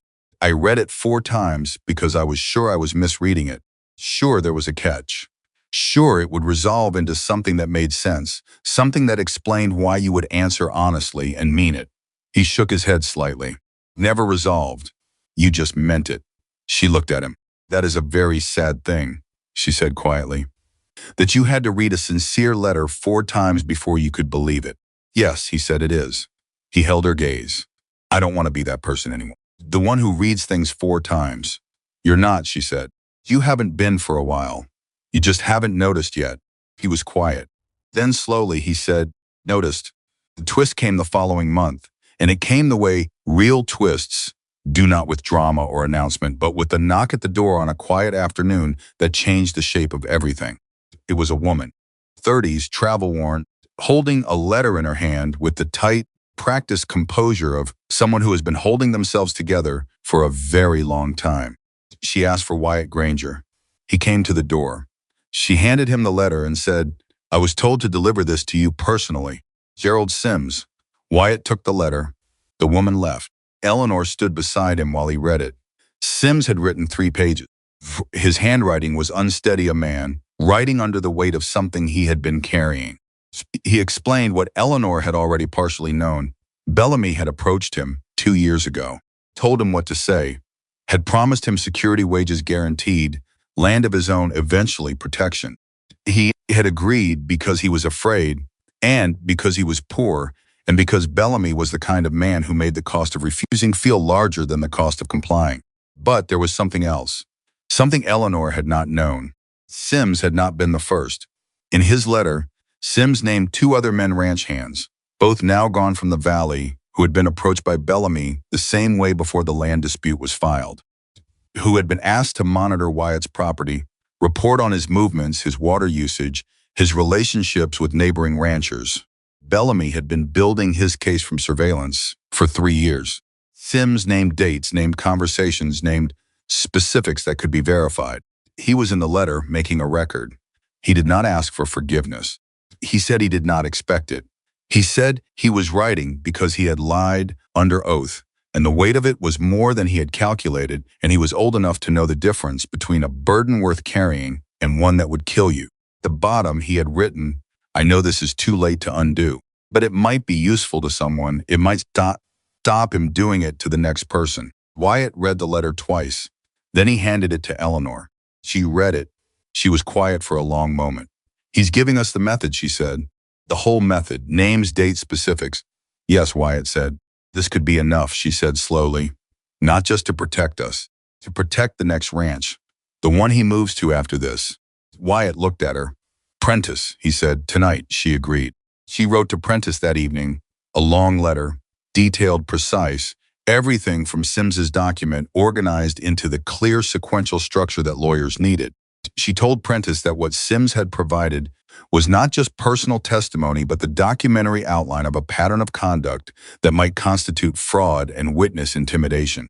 She said she did not know exactly what could be done with it legally, given the limits of what had already been adjudicated. But she asked him to look. She asked him to look carefully. Prentice's reply came 8 days later. He had looked. He had found the 2 ranch hands Sims had named. One of them was willing to talk. The other was willing to talk if the first one did. He had found records of 3 property sales over 7 years that followed the same pattern-filed claim: community pressure, withdrawal after sale. He wrote, in consultation with the county attorney, said he would keep her informed. She read the letter to Wyatt at the kitchen table. With Eli doing the ranch accounts in the corner, he had taken over the books 3 months in. With Eleanor's instruction, and was faster at them now than she had initially expected, and Danny drawing something complicated on a piece of paper that he had assured everyone multiple times was very important. When she finished reading, Wyatt was quiet. "It's not just about us," he said. "No," she said. "It never was." He had a method. He had done it before and he would have done it again. Sims knew that, Wyatt said, and wrote anyway. "Yes," she said. He thought about that. It took courage, he said. Not with warmth. He was not ready for warmth towards Sims, but with the honest acknowledgement of a fair man. "It did," she said. From the corner, without looking up from his accounts, Eli said, "Does this mean Bellamy's finished?" "Means," Eleanor said, "that someone is looking at him properly for the first time. What happens after that isn't ours to decide." Eli nodded and went back to the accounts. Danny looked up from his drawing. "I drew the ranch," he announced, holding it up. "This is Biscuit. This is the big fence. This is you and Eleanor. You're very tall." Wyatt looked at the drawing. "Yes," he said gravely. "That's accurate."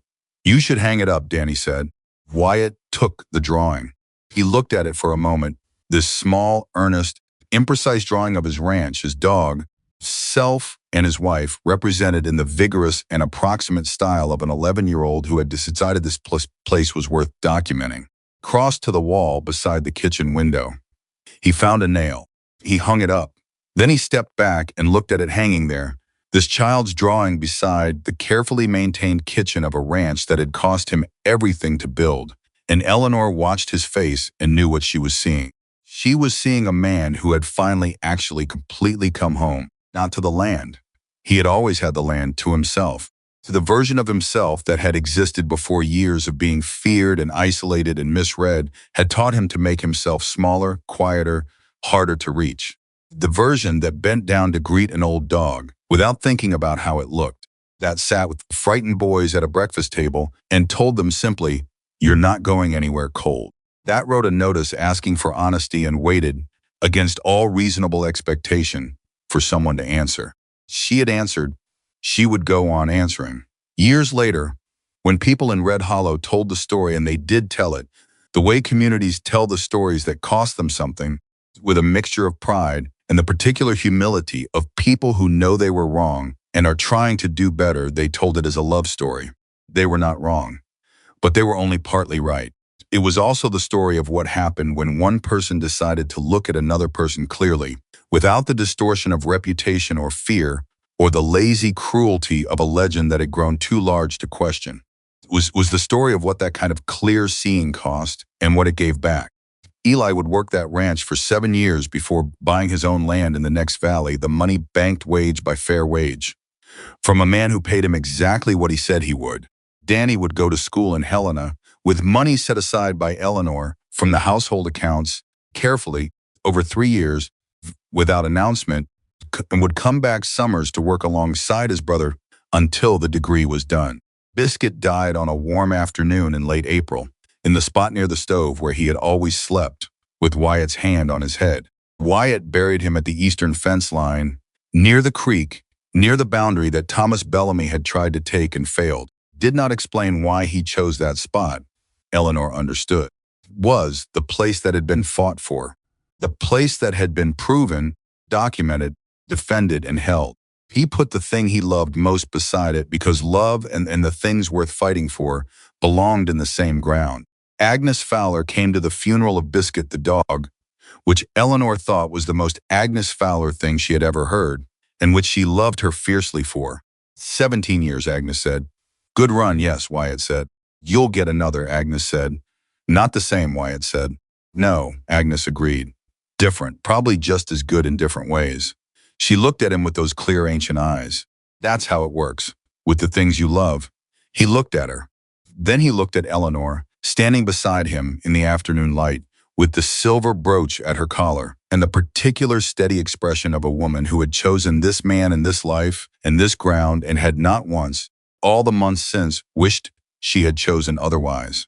He looked at her the way he had looked at her the day she said yes, with that expression she had no exact word for, the one that meant relief so deep it looked like grief, and wonder, and the fragile, expanding thing that happens in a person when they finally believe that something good is real and permanent and theirs. She looked back. She nodded once, just once. The way you nod at something true. Some loves begin with fire and drama and the crash of worlds colliding. Some begin with a notice on a post outside a general store, written by a man who had almost stopped believing, answered by a woman who refused to look away from what she could see clearly. Those were the ones that held. Those were the ones that built something. Those were the ones that, years later, when the legend had long since given way to the truth, made people say quietly to each other the way people say things they have finally understood. That is what it looks like. And someone decides to love, not the version of a person the world created, but the person underneath. Wyatt Granger had spent his entire life being feared. He had only needed one person to refuse. Eleanor had refused from the first moment, without apology, without hesitation, without ever once looking back. And that precisely, simply, permanently, that had been enough to change everything.